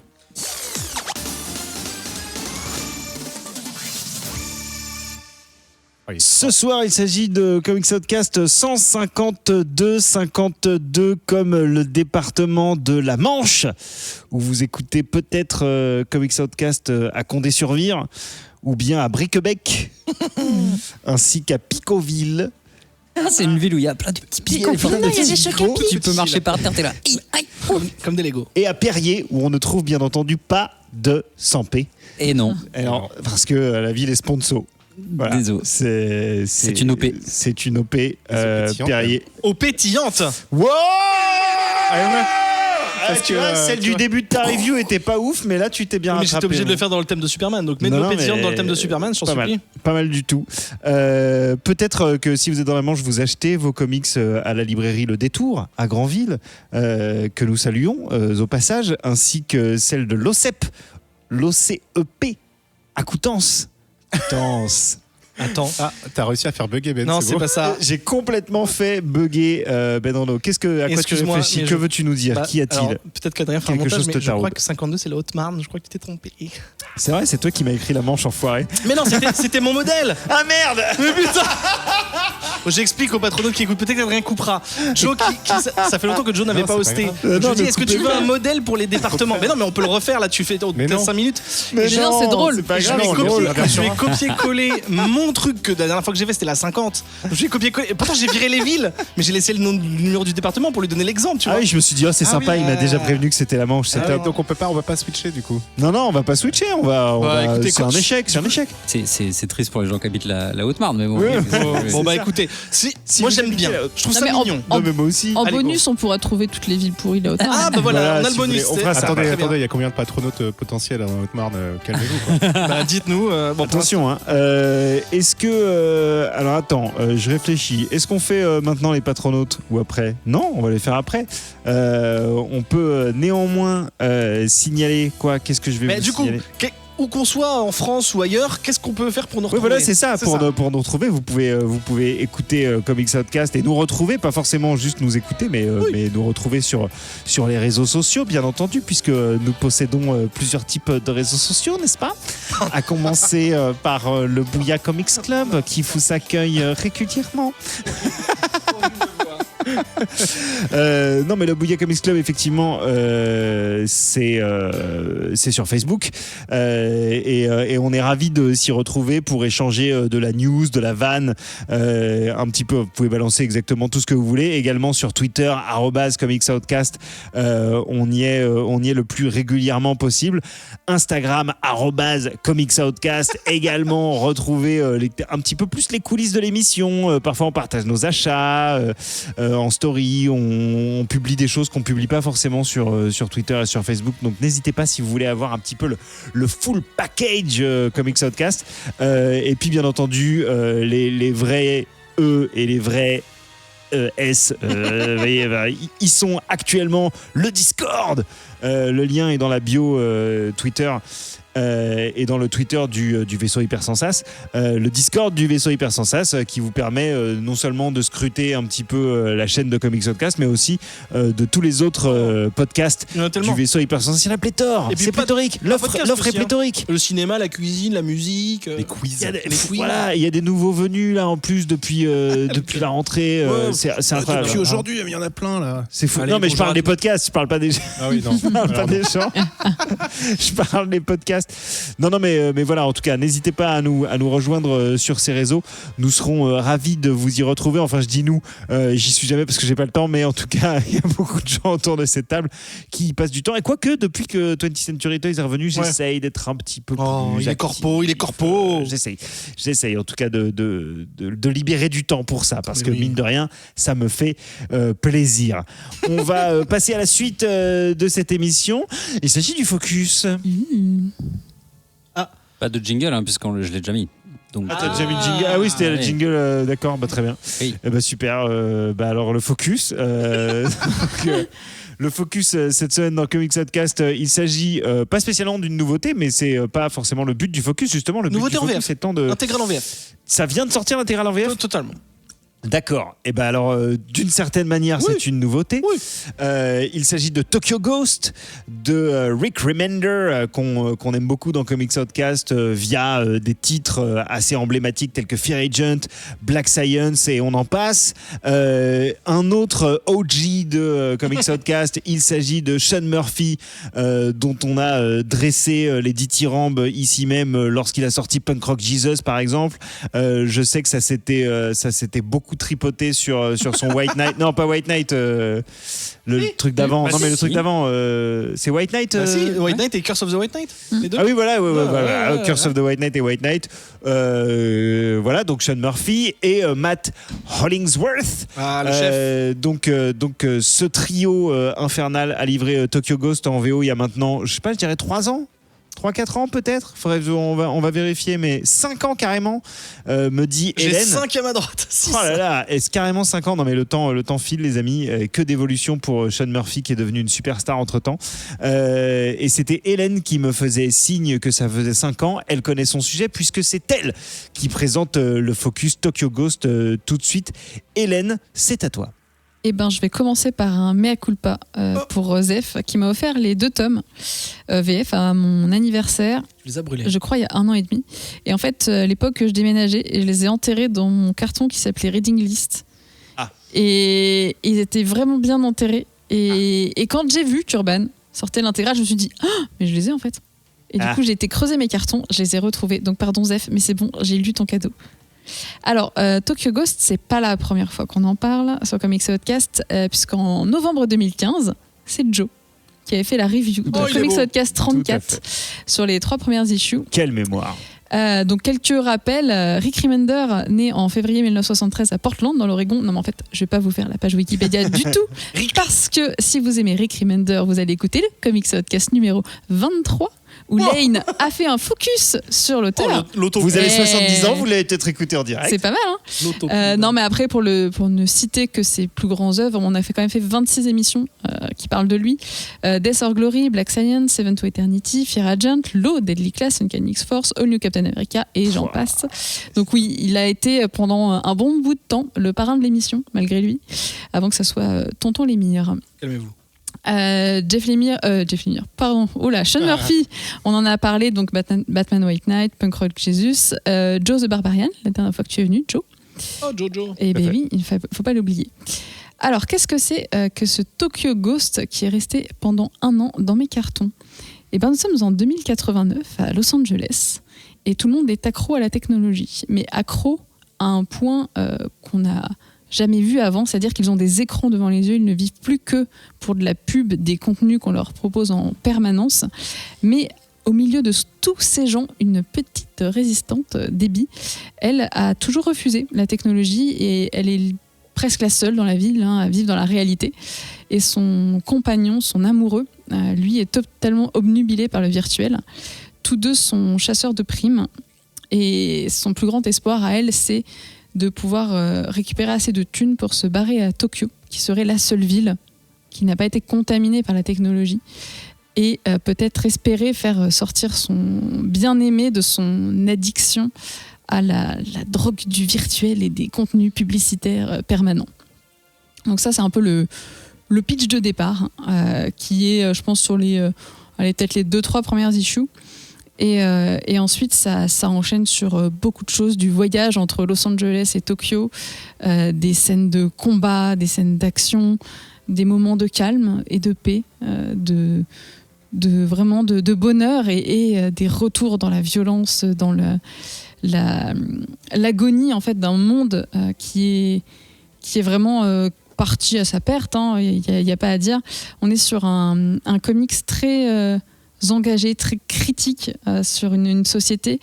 Contrairement à Presse, dont je parlais la dernière fois, qui était très caricatural, là on est plutôt sur un futur un poil cohérent et qui montre plutôt bien les dérives actuelles de la société autour de l'information, du divertissement, des nouvelles technologies. Et c'est... Alors, ok, je viens de me fader le documentaire The Social Dilemma qui est sur Netflix, et du coup, ça fait penser un petit peu à ça. C'est une espèce de projection de ce qui pourrait nous attendre quand on aura bouffé un peu trop nos écrans. Un documentaire qui se fait quand même un petit peu voler dans les plumes pour son analyse quelque peu simpliste de la situation. Oui, mais avec des éléments pas trop mal dans la simulation des gens derrière les algorithmes. C'est Black Mirror. Qui sont assez... oui, effectivement, un petit côté Black Mirror. Mais effectivement, moins caricatural et un peu plus quand même réaliste. Donc on est dans ce futur proche où tout le monde est ultra connecté, tout le monde est dépendant. Et en fait, tu as vraiment 2 types de dépendance. Tu as ceux qui sont dépendants à cette technologie, et puis tu as Debbie qui est entièrement dépendante à son homme, son amour. Petite question, ouais. Haut débit ou bas débit du coup ? C'est pour moi. Ok. Ouais. Non, je pense que c'est tellement fibré que Internet est dans l'air, tu sais. Ah. Donc c'est méga haut débit. Dans l'air que l'on respire. Non, et Debbie surtout n'est pas connecté. Oh là, ça fait beaucoup trop de blagues à la minute. Donc voilà, on a Debbie avec ta petite main sur le front au début. C'est clair. On a Debbie dépendante à l'amour et tout le monde qui est dépendant à la technologie. Et donc en fait c'est ça le comics, c'est surtout une histoire d'amour tragique, une quête de liberté dans un monde pourri où il n'y a plus de nature, où c'est juste le divertissement qui règne. Et ça m'a embarqué.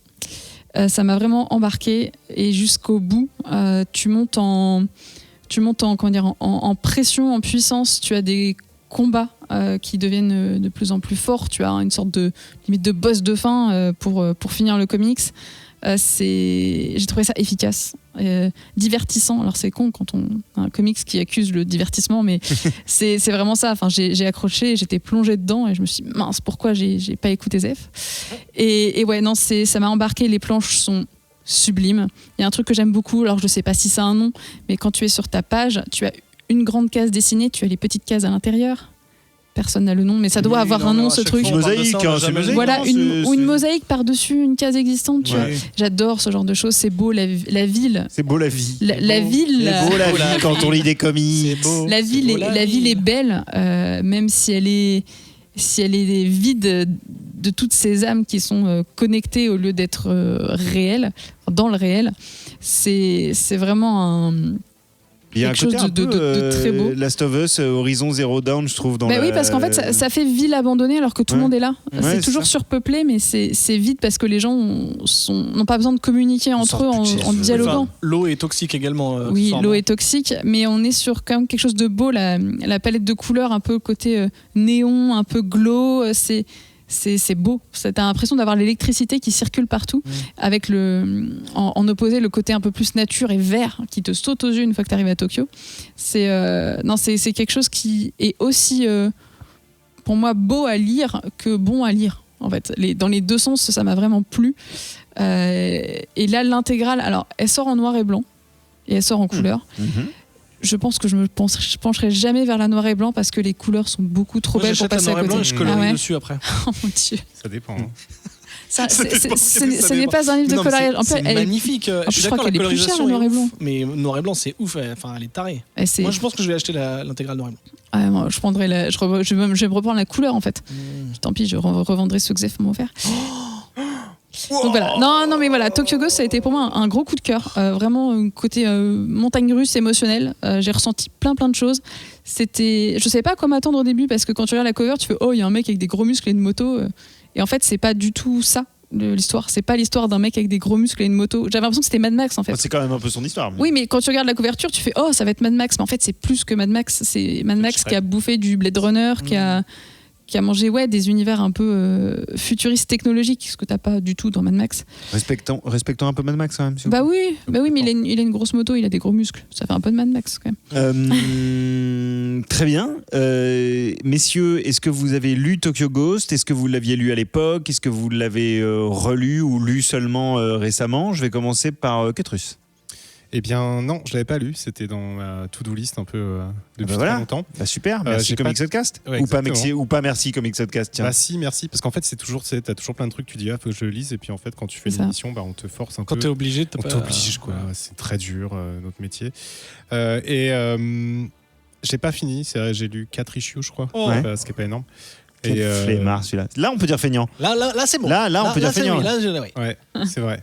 Le bon argument. Quelle honnêteté. L'enfoiré. Non, mais c'est faute de temps parce que tu vas. Non, mais alors c'est 4 issues. Qu'est-ce que t'en as pensé ? Enfin, pour le moment, à ton point du récit, et puis, 4 issues, c'est suffisant pour se faire une idée quand même exactement. Un premier avis. Alors, au début, c'est vraiment en plein dans la gueule, quoi. Ouais. C'est vraiment une grosse baffe dans la gueule, c'est surchargé d'émotions, d'informations, de dessins, de cases, de tout. Donc au début c'est un peu waouh, tu sais, on a l'impression de te foutre la tête sous l'eau. J'entendais limite le Dolby Surround à fond dans les oreilles, mais du coup ça correspond bien au récit, ça correspond bien à son univers. Pour moi, j'ai commencé vraiment à rentrer dans le récit et à faire des gros waouh à la 3e issue en fait, quand il commence à arriver à l'endroit où on n'a pas le droit de dire pour pas spoiler. Et là, c'est l'éclat total, c'est-à-dire que tu comprends qu'en fait tout est maîtrisé, que le récit est maîtrisé, que l'art est maîtrisé, que justement d'un coup tu arrives dans une espèce de zénitude, des planches immenses. Enfin, c'est fou quoi, c'est à la fois post-apo, je sais pas, c'est vraiment, c'est ça, c'est ce que disait Hélène, c'est que c'est des avalanches d'émotions en permanence. Et ouais, du coup c'est cool. Alors qu'au début, tu vois, l'histoire qui était très avec des gros guillemets classiques. Quand tu peux retrouver justement dans des films un peu, tu vois, cyberpunk, tu vois, genre de choses, tu fais bon, ok, encore, d'accord. Et puis, au fur et à mesure, tu te rends compte qu'on n'est plus dedans. Déjà, le fait que la narration repose énormément sur la fille, dont je ne me rappelle plus le nom, désolé. Débit, ouais. Au débit.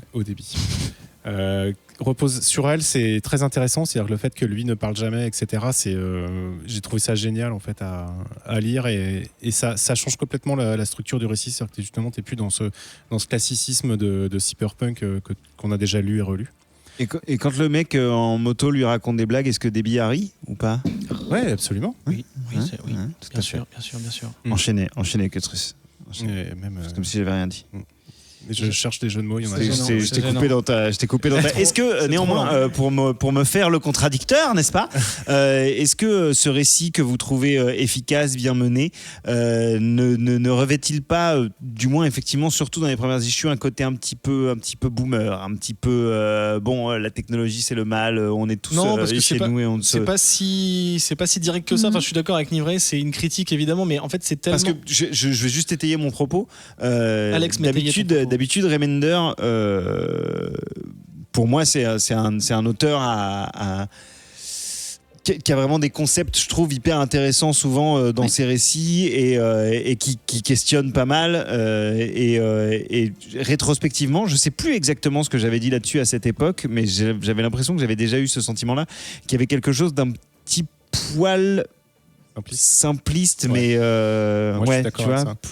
Pas dans le traitement, mais dans la problématique, pour l'instant en tout cas. Je répondrai en donnant mon avis, puisque tu m'as pas demandé mon avis. Si, justement, c'était ma transition pour passer à ton avis. Déjà, est-ce que tu as une réponse à m'apporter, et ensuite, est-ce que tu peux étayer en me donnant ton avis? À t'apporter, c'est-à-dire à m'apporter les deux, parce que je suis un peu con, donc si tu peux la faire simple.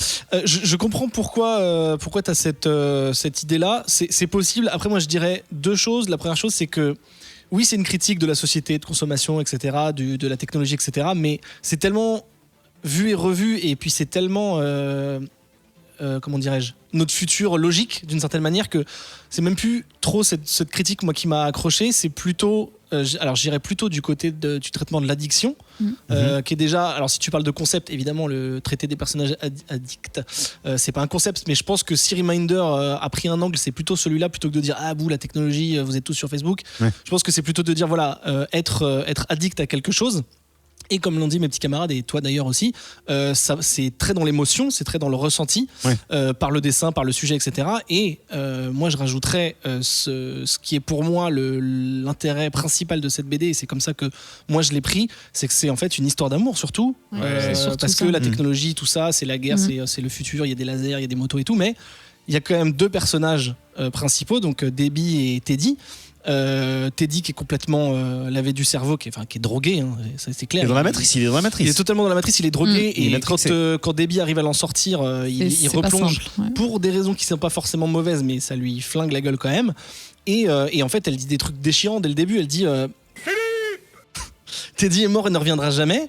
En fait, elle parle du gars qui est à côté de lui sur sa moto. Donc moi, même au tout début, je me suis dit, ok, il y a trois gars. Enfin, il y a Debbie, Led et Teddy. Et en fait, quand tu te rends compte très très vite, quand tu te rends compte qu'en fait, elle parle de son amour de jeunesse qui est devenu juste un mec lobotomisé, c'est méga triste. Et moi, j'ai envie qu'ils s'en sortent. Et quand ils vont à Tokyo, ils s'en sortent. Et finalement non. Et finalement si. Enfin, pour moi, c'est vraiment une épopée amoureuse dans le temps, émotionnelle, sentimentale, tout ce que tu veux, de deux jeunes qui s'étaient jurés d'être tech-free, d'être sortis de la technologie, et qui en fait n'y arrivent pas parce qu'il faut, et même elle, à un moment, elle va plonger pour des bonnes raisons. Donc en fait, voilà, pour moi, c'est une critique, et oui, la technologie, des trucs que plein de gens ont fait, Black Mirror, tout ce que tu veux. Mais c'est surtout deux personnages qui vont avoir des aventures pendant des années. Enfin, je ne sais pas quelle est la timeline, mais en tout cas, ça a l'air d'être très long, en ressenti en tout cas, et qui vont essayer d'entretenir leur histoire d'amour et de se retrouver comme ils étaient quand ils étaient jeunes, quoi. C'est surtout ça qui est intéressant. Voilà. Après, c'est magnifique, tout ce qui est technologie et tout ça, ça fait des planches superbes. Mais comme l'a dit Hélène, Sean Murphy, même s'il fait du caca, c'est très beau. Donc, je trouve que dans les premières pages, c'est pas si évident que ça. Dans les premières planches, ça grouille en fait. Ça m'a pas fait du waouh tout de suite de Sean Murphy, quoi. Alors aussi parce qu'on voit la ville en fait. Au début, je trouve que c'est asphyxiant et c'est très difficile de rentrer dedans entre les pavés de texte. Mais je trouve et les scènes d'action avec la moto aussi qui sont assez fortes au départ. Le sang n'est pas tout à fait rouge, c'est un peu rosé, c'est un peu bizarre. Des fois, si tu mélanges avec du vomi, enfin, j'en sais rien. Les fluides se mélangent. C'est clairement pour ça que je me procurerais bien une version noir et blanc. Ouais, totalement. Moi, je suis vraiment un faux sur le noir et blanc. Je suis pas super fan des feutres fluo. Moi, j'aime des bien. coloris. Attention, Hélène va pas être contente. Mais donc voilà, oui, effectivement, c'est magnifique, et je pense que l'artistique t'étouffe aussi bien qu'il te libère quand t'es à Tokyo et que t'es dans la verdure. Donc oui, pour moi, tout est dans l'émotion, et c'est surtout une histoire d'amour. Donc j'ai adoré, voilà, tout simplement. J'en suis à l'issue 8 pour l'instant sur 10, donc on manque de temps, mais je vais terminer. Eh ben, très bien, merci pour ce focus, les amis. Et Hélène, un mot à rajouter Eh ben, achetez-le. Voilà, tout simplement. Franchement. Et ça s'offre bien à Noël. C'est bien les intégrales. Je sais plus comment ça coûte, mais oui, c'est pas cher. C'est 22. Volez-le. On leur fait assez de pub. Putain, on est en train de donner des bons conseils sur les lectures pour les jeunes et toi tu dis volez-le. C'est important de lire une belle œuvre d'art. Non, mais lisez-le dans un l'intégrale est à 22,50 €. Et la version noir et blanc, tu l'as 28. Allez, putain. Alors attention, parce que l'intégrale normale, il y a 280 pages. La noir et blanc, il y a 256 pages. Oh là là, bah alors. Il y a du bonus qu'à Jarclay. Et Les oui. bonus qu'a jarté C'est direct. plus cher et c'est sans bonus. Eddie Jarclay. Je tiens, avant d'enchaîner avec la séquence suivante de cette émission, à présenter mes excuses pour ma grosse voix de daron qui porte et qui fait saturer mon micro. J'essaye de parler d'un peu plus loin, mais c'est compliqué. C'est compliqué. Vous bear with me, comme on dit. Ours avec moi. Ours avec moi, n'est-ce pas? Ça va bientôt être l'heure du hors les bulles.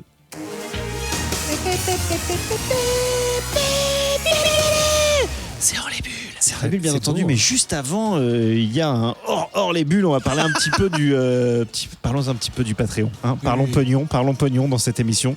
C'est quand même important. Le fric, le flouze, on veut du blé. Comme le disait Ketrus juste à l'instant, notre métier est pas facile. Et c'est métier le mot qu'il fallait retenir dans sa phrase.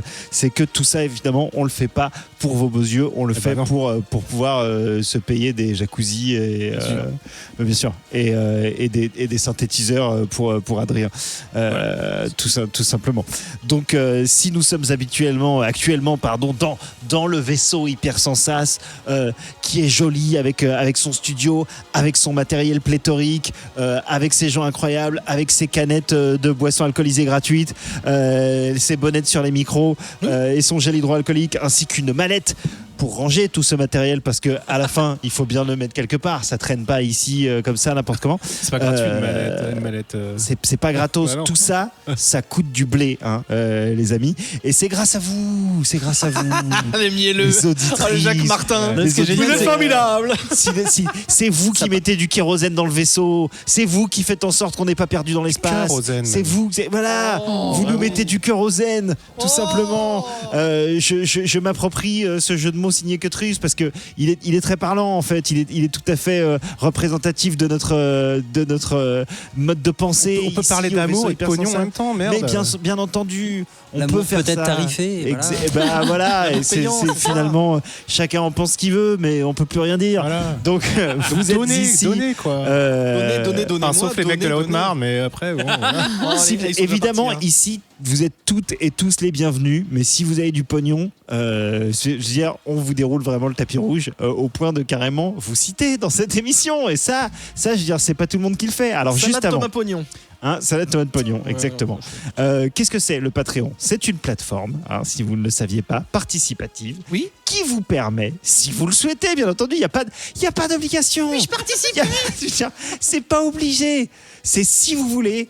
Si vous pouvez, si vous avez envie de nous faire plaisir à Noël, c'est comme vous le sentez. C'est comme vous le sentez. Si vous n'êtes pas des gros raclos. Si tu dis que vous voulez nous faire plaisir à Noël, c'est-à-dire qu'en janvier ils vont arrêter. Donc non, ne dis pas ça. Si vous voulez nous faire plaisir, non mais c'est un abonnement, c'est un truc tu le fais et puis tu vois c'est un an minimum, voilà. Il y a des conditions de résiliation. Ça va vous coûter un bras, mais vous pouvez résilier si vous voulez. En tout cas, si vous souhaitez nous soutenir financièrement, vous pouvez donner ce que vous voulez. Ce mec en boucle. Ça peut être vraiment... C'est des trucs de magasin. Ça peut être 1 euro. Ou même un petit sourire. Ça peut être 3 euros. Ça peut être 5 euros. Ça peut être 10. On est même récemment passé à un palier de 30 euros. Si vous voulez faire pareil que Johanny. Bon, c'est toi que je cite en premier parce que franchement, si Mère Pépère, 30 euros, là, on est refait. Ouais, on est refait. Très généreuse, Johanny. Donc merci. Si vous souhaitez faire comme elle et donner 30 euros, vous pouvez donner moins. Si vous avez envie de donner moins. J'ai envie de te gifler, il est insupportable. Mais en même temps, c'est très important ce qu'il dit. Donc c'est hyper important en même temps. Rendez-vous sur le Patreon du vaisseau Hypersensas. Voilà, ça nous permet de faire des émissions éventuellement ailleurs qu'ici aussi. Parce que les billets de train, c'est pas gratos.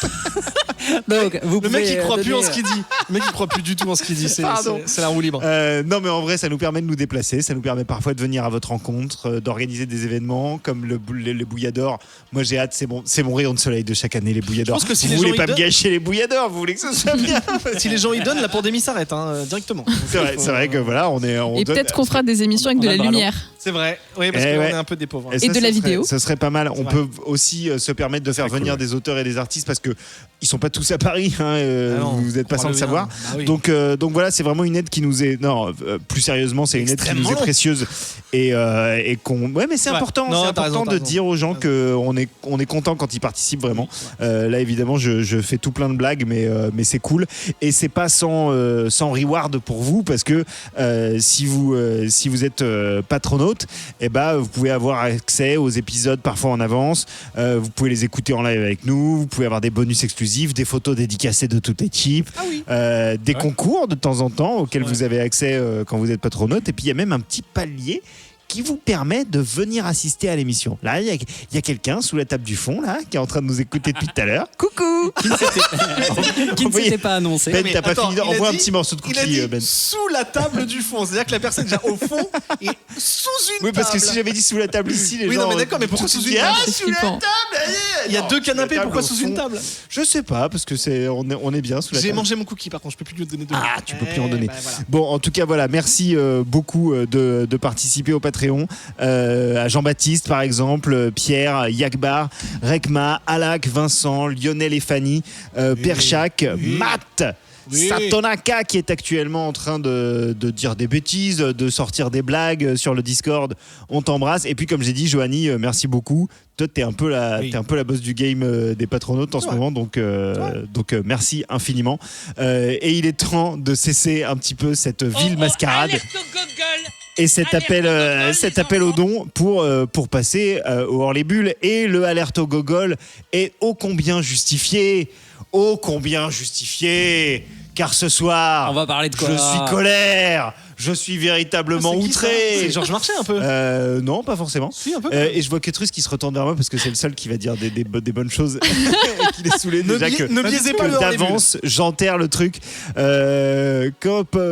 Project Power. Ouais. Qu'est-ce que c'est que ça? Voilà. Alors on n'a pas le droit de parler de série B, c'est ça? Mais si, on a le droit de parler de série B. Pardon. J'arrive à vous convaincre. Jamie Foxx fait beaucoup de mal aux adaptations. Tu sais, on parle dans le vaisseau, on parle de Comité, on parle de Jean-Claude Van Damme, donc les séries B. Ah oui, c'est vrai. Mais oui. Project Powers, c'est le hors les bulles de ce soir. Attachez bien vos ceintures, préparez-vous parce que ça va tirer à balles réelles. On y va tout de suite. J'ai envie de commencer par toi, Ketrus, parce que je te sens dans le don de toi, je te sens dans la bienveillance. On va parler d'action musclée, on va parler de Jamie Foxx, on va parler de série B avec des super pouvoirs. Jamie Foxx, quel sacré renard. Bon, alors ça se passe où? Sur Netflix déjà. Bon, ok. Et ça se passe à la Nouvelle-Orléans. Donc il y a la Nouvelle-Orléans, je reprends ma voix normale. Ah, c'est l'endroit où il y a l'école de la Strange Academy, dis donc. Mais tout s'explique. En plus, il y a un lien entre les deux. Incroyable. Peut-être. Et qu'est-ce qui se passe à Nouvelle-Orléans? Il y a une nouvelle drogue qui arrive. Comme l'a dit notre ministre, la drogue, c'est de la merde. Et qu'est-ce qu'elle fait, cette petite pilule? Cette petite pilule, elle donne des super pouvoirs. Alors, elle donne pas des super pouvoirs au hasard. Apparemment, on a tous en nous ce super pouvoir. Quelque chose de Tennessee. ADN. Ouais, exactement aussi. Bravo. C'est magnifique ce que tu dis. Oh, et quand tu prends cette super pilule, elle te donne des pouvoirs pendant un temps limité. Je crois que c'est 5 minutes, un truc comme ça. Mais genre à balle de ouf. À balle de ouf, quoi. Alors des fois ça se passe mal, des fois les mecs explosent. Bon voilà, peut-être leur super pouvoir c'est d'exploser. C'est qu'ils avaient rien de spécial. Et du coup ça dure moins de 5 minutes, c'est con. Rembourser notre voilà. Et donc on retrouve une dealeuse. Qui fait ça, mais évidemment pour aider sa maman, pour payer ses études, tout ça. Donc elle deal cette drogue et elle a un copain qui l'aide parce qu'elle est en train de se faire casser la gueule par des méchants clients. Et donc il y a un gentil flic qui vient l'aider. Le gentil flic qui est joué par attendez que je retrouve. C'est Joseph Gordon-Levitt. Joseph Gordon-Levitt, oui. C'est Robin. Ouais. Et qu'est-ce qui se passe à côté de ça? Il y a les méchants donc, qui testent cette pilule de super pouvoir sur les gens de la Nouvelle-Orléans parce que c'est des pauvres. Et oui, et parce que c'est facile aussi de faire ça. Et à côté, on a un gentil papa qui lui recherche sa fille et qui a l'air de connaître beaucoup de choses sur cette pilule de super pouvoir qui est jouée par Jamie Foxx. Voilà. Le père, pas la pilule. Le père, pas la pilule. Alors bon, le scénario est pas terrible. Le pitch est je cool. Le reconnais. Non, mais bien sûr, c'est une série B, il faut pas exagérer quoi. On est un peu Je sais pas, au niveau du scénario, oui, c'est de la série B de super-héros. C'est un épisode de Arrow, hein. Ah non, faut pas exagérer quand même. Bah pardon. J'adore Arrow Il pourtant. n'y a pas les trucs chiants comme dans Arrow. Ça dépend des trucs. Non, bon, alors les méchants sont ratés, ok, d'accord. Les scènes d'action sont plutôt super bien foutues. Je trouve que la première scène où Jamie Foxx débarque et va retrouver un dealer et qui prend son super pouvoir qui en fait le rend complètement enflammé, c'est quand même super bien foutu. On sait qui réalise ça. Ouais, oui. On a les noms. Ouais. Ça explique des choses. On a les noms. La scène d'action est plutôt bien réussie. D'ailleurs, la plupart des scènes d'action sont plutôt bien réussies, sauf peut-être la fin. Henry Joost, qu'est-ce qu'il a fait lui? Catfish, Nerve, Paranormal Activity, Ariel Schulman aussi. C'est le duo, ils font toujours des films ensemble. D'accord. Alors, ça va tailler grappe, vous allez voir derrière. Parce que tout le monde dit que c'est de la merde, etc. Je dis jamais qu'un truc est de la merde. Sauf Trump, c'est un peu. Mais un film, ce n'est pas qu'un scénario, ce ne sont pas que des personnages. Certes, c'est très important, mais ce serait quand même un peu Les fans dur. de Michael Bay le savent. Exactement. Et encore, il y aurait plein de choses à dire sur Michael Bay. Mais si tu résumes juste un film à ça, bah, autant on peut aller voir des films, autant lire le script. Parce qu'à ce moment-là, là, t'as le scénario, t'as les personnages et tu t'éclates. Donc tu lis des bouquins. Eh ben non, parce qu'en fait, un film, c'est pas que ça. Il y a les messages que ça porte, il y a le cadrage, il y a le montage, la musique qui va avec, les scènes d'action, les effets spéciaux. Il est fort en argument, ce etc. Ouais. Il va te faire donner envie de regarder un truc que t'as pas envie de regarder. Il y a la chaleur que tu veux donner au film et il y a aussi un message que tu portes, c'est-à-dire quels acteurs tu prends, où est-ce que tu vas traiter le sujet. Pourquoi je dis où est-ce qu'on va traiter le sujet? Parce que là, on parle quand même d'un putain de film de super-héros qui se passe dans des quartiers pauvres et qui parle de la pauvreté aux États-Unis. Et aussi avec 2 à 3 acteurs noirs qui sont les acteurs principaux. Alors, s'il vous plaît, quand même, dans un film de super-héros, on a rarement ça. On a aussi un argument aussi de poids. On a, comment elle s'appelle, Dominique Fishback, je suis d'accord qui avec est toi. une superbe actrice. Franchement, toutes les scènes qu'elle fait, elle accroche la pellicule, elle est là. La petite scène de rap qu'il y a dans la clinique vétérinaire, où même Jamie Foxx est bon, lui donne la réplique et il les fait valoir de son talent. C'est pas le problème. Voilà, donc en fait, voilà, c'est pourquoi il faut regarder Project Power, parce qu'il y a tout ça, parce qu'il y a un cadrage léché, parce qu'il y a, même si la direction artistique est quand même assez déjà vue et un peu, facile, on va dire, dans les plans, dans la couleur qu'il veut donner, bah, n'empêche que la première fois, parce qu'on est Jamie Foxx capture la dealeuse, il le fout dans son coffre, et la première fois où il soulève le coffre, etc., il y a des super plans. Regardez cette scène parce qu'elle est quand même assez incroyable. Il y a des plans de ouf en grand angle avec les ponts derrière, avec une couleur très très chaude et qui est en miroir avec les plans qu'il y a très écrasés sur Dominique Fishback qui elle est dans le coffre. Donc ça, pour ça c'est cool. Les scènes d'action de super-héros sont super bien réalisées. Il y a une scène où en fait, ils vont à une vente aux enchères de cette drogue, parce qu'en fait, les méchants, c'est ça, ils testent la drogue pour après la vendre à des méchants dictateurs dans le monde. Hein, c'est pas très intéressant. N'empêche que cette scène, comment elle se passe, ils la font tester sur une des clientes qui est enfermée dans une espèce de, d'aquarium pour humains, quoi, enfin un grand sas, pour les protéger du pouvoir. En fait, elle a un pouvoir de glace, donc elle gèle un peu partout, la Emma Frost. Et à un moment donné, donc ça part en couille, Jamie Foxx tire partout, ils se battent, etc.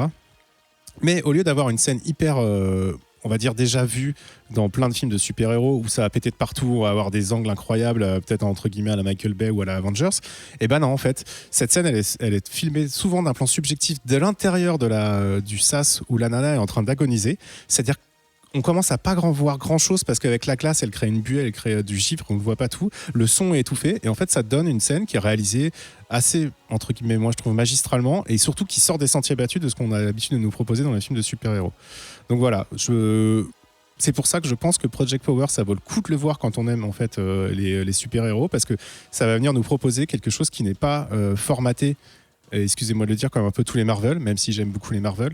Et voilà, ça nous propose autre chose. Et en tout cas, rien que pour ça, ça vaut le coup d'y jeter un œil.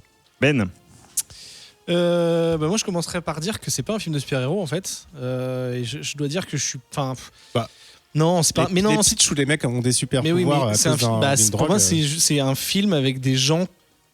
En plus, tu dis pouvoir parce qu'on l'associe aux super-héros, aux comics, parce que c'est la mode depuis 10 ans, etc. Mais en fait, il n'y a pas d'intérêt, si tu veux. Je dis que c'est pas un film de super-héros parce qu'il n'y a pas d'intérêt à ce que ce soit un film de super-héros. Il n'y a pas de. C'est-à-dire que c'est des gens, pas tout le monde, mais c'est des gens qui ont des aptitudes grâce à une drogue. Tu sais, ça me fait penser un peu au film avec Bradley Cooper, Limitless, où c'était plus l'intelligence, mais bon, c'est le même principe. Ça peut aussi, pourquoi pas, faire penser à Chronicle, mais tu vois, sur Chronicle, il y avait un discours, il y avait une motivation, il y avait une raison. Là, À part, effectivement, la jeune Dominique Fishback qui joue parfaitement, Jamie Foxx et Joseph Gordon-Levitt qui sont des très bons acteurs pour moi, il n'y a pas à prouver, ça joue bien, mais en fait ça ne raconte rien. C'est-à-dire que je contredis pas ce que tu peux aimer dans le... Pas rien. Mais si, en fait, je peux comprendre quand tu dis que tel plan ou tel plan est beau, ça je suis d'accord avec toi. La scène avec l'espèce de truc en verre glacé là, avec qui est filmé de l'intérieur, effectivement c'est joli. Mais en fait, tu peux mater un clip de 3 minutes d'un rappeur ou de je sais pas quelle musique et ça sera pareil. En fait, ce que je veux dire, c'est que tous les éléments qui sont mis là-dedans, j'ai vraiment l'impression que c'est des éléments parce que les pouvoirs, c'est des super-héros, c'est à la mode parce qu'il y a 15 films de super-héros par an. On va mettre mais il n'y en a pas 15 déjà, tu vois. Bah plus maintenant, mais à l'époque, enfin tu vois ce que je veux dire. En fait, en gros, je dis pas qu'ils ont surfé sur la mode et qu'ils ont fait ça pour, je sais pas quelles sont leurs intentions, mais moi en tant que spectateur, quand je vois ce truc-là, je les mettais par curiosité, en plus parce que c'est des acteurs connus et qui sont bons. Et en fait, rien n'est justifié, ça raconte rien. Tu vois, Jamie Foxx, il cherche sa fille. Tu dis cool, il va y avoir une cool backstory. En fait, t'apprends juste que c'est un gars qui est un militaire. Enfin, il y a rien qui a justifié de m'attacher au personnage ou de me dire ah ok, je sais pourquoi je suis cette histoire et je sais pourquoi je suis ces personnages. En fait, ça aurait pu être n'importe quel personnage, à part peut-être la jeune effectivement qui se démarque du lot, mais ça aurait pu être autre chose qu'une drogue et des super pouvoirs. Ça aurait pu être une drogue toute simple où les mecs, je sais pas, courent plus vite. Enfin, tu vois, il y a pas d'intérêt. Mais ça raconte pas rien. Ça raconte aussi l'oppression. Oui, mais ça tu peux le raconter avec autre chose. Mais tu vois, même ça, je trouve que c'est mal foutu parce que ok, t'as un acteur noir bankable sur le devant, t'as une jeune actrice noire qui est premier second rôle. Si, il est encore bankable quand même. Moi, je pense qu'il est bankable. Il fait pas des entrées de salle sur son propre nom. Moi, je pense que si. En fait. Ok. Ouais. En tout cas, t'as des acteurs qui sont noirs, qui sont sur le devant de la scène. Forcément, ils viennent de quartiers pauvres. Et il y a un truc qui améliore, qui vient de gens riches et blancs. Tu peux attaquer ce truc par cet angle-là et dire que c'est cool, mais en fait, je trouve que même là, le truc qui est choisi n'est pas du tout utilisé ou transformé. En fait, pour moi, il y a pas de. En fait, il y a des bonnes idées, mais c'est pas du tout exploité. Au final, c'est mou, il se passe rien. Mais je dis pas que c'est un super scénario et que c'est un très bon film et que machin. Je dis juste que je trouve que ce soit cool qu'il y ait tous ces éléments-là. Même si à la fin ça donne un produit qui est un peu raté, un peu hybride, mais je trouve ça cool, un peu comme le truc qu'il y a juste avant avec les héros immortels là. Avec Charlize Theron. The Old Guard. The Old Guard, c'est pas très bon non plus, mais ça justifiait qu'on en parle ici parce que c'était adapté d'un comics. Oui, bien sûr. Là, on est d'accord qu'en fait, la seule justification de parler de Project Powers, c'est qu'il y a une pilule qui donne des super pouvoirs pendant 5 minutes. C'est parce que les gens font super pouvoir égale comics et comics égale super pouvoir alors que c'est pas vrai. Mais bon, mais n'empêche que ça pourrait être un scénario d'image. Totalement. Mais je trouve juste qu'en fait, je dis pas que c'est une mauvaise idée. Je dis pas que c'est une mauvaise idée, une pilule qui donne des pouvoirs, etc. Mais je parle même pas du côté vu et revu parce que c'est pas forcément un désavantage, ça peut être bien exploité. C'est juste qu'en fait, moi, ça ne m'a rien raconté. Je me suis pas dit ah cool. Mais je parle même pas de trop révolutionner le genre ou quoi. C'est juste ça ne mène nulle part, c'est-à-dire qu'il y a des bonnes idées, mais il n'y en a aucune qui est transformée, à part ce jeune personnage et cette actrice qui est super, mais c'est tout. La voix de l'apaisement sera-t-elle... Je suis pas du tout énervé, putain. Non, mais de l'apaisement... Oh, calme-toi déjà, premièrement. Le mec a pris de la... on vient de choper plein de pognon là, grâce à mon Lagus Patreon. Calme-toi, on est riche là, c'est bon, on va pouvoir se faire des petites vacances. C'est bon ça. Alors, Nivrae, qu'est-ce que t'en as pensé, toi ? Alors moi j'avais vu il y a un petit bout de temps du coup à la sortie. Mais je t'avais vu à la sortie avant que ce soit cool. D'accord. Non mais c'est du Netflix, moi ça je regarde Day One, il n'y a pas, moyen autrement. Ça fait partie de ton métier. Oui, c'est toujours pas un métier, mais un jour peut-être. Si, que c'est un métier, faut le dire. C'est vrai, c'est un métier. Non, alors j'ai beaucoup aimé le boulot sur l'image, sur la musique. Je trouve que les 80 millions d'euros de budget du film sont hyper bien utilisés pour ça. C'est beau. Il y a à aucun moment tu te dis c'est crade, les effets spéciaux sont mal faits. Non, c'est beau. Les pouvoirs sont stylés. Quand ils prennent leur pilule, les effets des images qui apparaissent en mode ça s'active dans mon cerveau et ça y est, je deviens super powered. C'est cool. Après, derrière, j'ai trouvé que l'histoire elle était un peu vide. Enfin, c'est là où ça m'a gêné. C'est-à-dire que l'histoire, c'est-à-dire le scénario, pour moi, plus tu avançais et plus tu savais ce qu'il allait se passer. Et du coup, c'est pas que tu t'ennuies, mais à un moment, en fait, tu sais ce qui va arriver. Et t'as les méchants, c'est exactement l'espèce de stéréotype du méchant. Et je sais pas, ça m'a, enfin, j'ai un peu décroché du truc parce que j'ai dit ok, il va la retrouver, voilà. Enfin, tu sais comment ça se finit. Et ça m'a complètement décroché parce que c'était beaucoup trop prévisible. C'est beau, mais donc si c'était un comics, on aimerait bien si c'était dessiné par Sean Murphy, on trouverait ça à chier si c'était dessiné par le mec qui a dessiné Symmetry, quoi. C'est ça. C'est un peu ça. Et d'ailleurs, petit truc qui me fait un petit peu peur, c'est que le scénariste, c'est celui qui va scénariser le prochain Batman. Alors, qui va scénariser, non, parce qu'il est déjà. Oui, il a du coup scénarisé le prochain Batman avec Robert Pattinson. Attention aux scénaristes. Hein. Enfin, je veux dire. Oui, mais c'est comme les voilà. producteurs. Ça, alors, attention, le projet avait été acheté par Netflix une fois qu'il avait fini le scénario. C'est-à-dire que c'est en voyant le scénario de Mason Tomlin que Netflix a se dit on achète ce film, Project Power. On produit. Donc il a vendu son scénario, tu vois, au départ. Donc c'est censé être un super bon scénariste. Il est en train de bosser d'ailleurs sur Fear Agent, l'adaptation. On peut tous se foirer. Ça se trouve c'est un bon scénariste. Ils ont acheté un script spéculatif. Ouais, c'est ça. En fait, ils se sont battus pour avoir le script du film et c'est Netflix qui a gagné face à des grosses boîtes de prod. Donc, voilà. J'imagine se battre vraiment physiquement, c'est un peu rigolo. Attends. C'est Netflix qui produit ou juste qui diffuse ? Ils produisent. C'est eux qui ont acheté les droits. Produit, parce que il y a 3 sociétés de prod dessus. Il y a même une société qui s'appelle Supermarché, je trouve que c'est un super nom de maison de prod. Supermarché, juste. Non, mais parce que la boîte de prod. Mais ils sont pas que distributeurs, C'est pas un truc qu'ils ont acheté fini, ils sont là depuis la fin du scénario. Et c'est eux, en voyant le scénario, qu'on dit on achète les droits et on fait la prod. Netflix est vraiment réputé pour ne rien foutre en prod. Oui, en fait. c'est ça. C'est-à-dire qu'il ne s'implique pas. Et normalement, il ne s'implique pas. Oui. Non, mais je disais surtout qu'il a été vendu avec son scénario, tu vois. Donc le scénariste a quand même une importance sur le projet. Oui. Voilà. Mais pardon, peut-être que vous avez vu, vous, Attack the Block ? Oui, c'est génial. Ouais. Mais ça parce qu'en fait, à en entendre parler, j'ai presque l'impression que c'est un peu ça. C'est-à-dire, on prend un genre, ici le super-héros, Attack the Block, le film de zombies, mais on le transpose dans un contexte où on n'a pas l'habitude de le voir, et du coup, ça crée un décalage qui est suffisant pour être intéressant, et peut-être qu'il n'y a pas besoin. C'est mon propos, Voilà, et peut-être qu'il n'y a pas besoin que ce soit genre ultra quali de partout et ultra original de partout. Ce qui est intéressant dans Attack the Block, c'est qu'en fait, c'est une menace, quelle qu'elle soit, et là je suis d'accord avec toi, ça peut être n'importe quel type de stimuli, on va dire, et c'est des personnages bien écrits qui réagissent à ce truc-là et qui du coup se transforment dans le sens en tant que personnage, hein. Ils ont des émotions, ils font des actions différentes et le stimuli agit sur eux et c'est comme ça que se fait le film. Et là, l'idée de base est cool, tu peux dire ok, on va confronter des personnages à cette pilule, que ce soit des personnages gentils, méchants ou quoi, et il se passe quelque chose. Et moi, je trouve qu'il ne se passe rien. Donc c'est pour ça que la comparaison avec Attack the Block, je peux la comprendre dans le sens, il y a une menace de genre, on va dire, et il y a des personnages. Ça marche sur Attack the Block, alors que ça joue bien des deux côtés, tu vois. Mais là, dans Project Power, la menace est une bonne idée. Enfin, on va dire menace, voilà.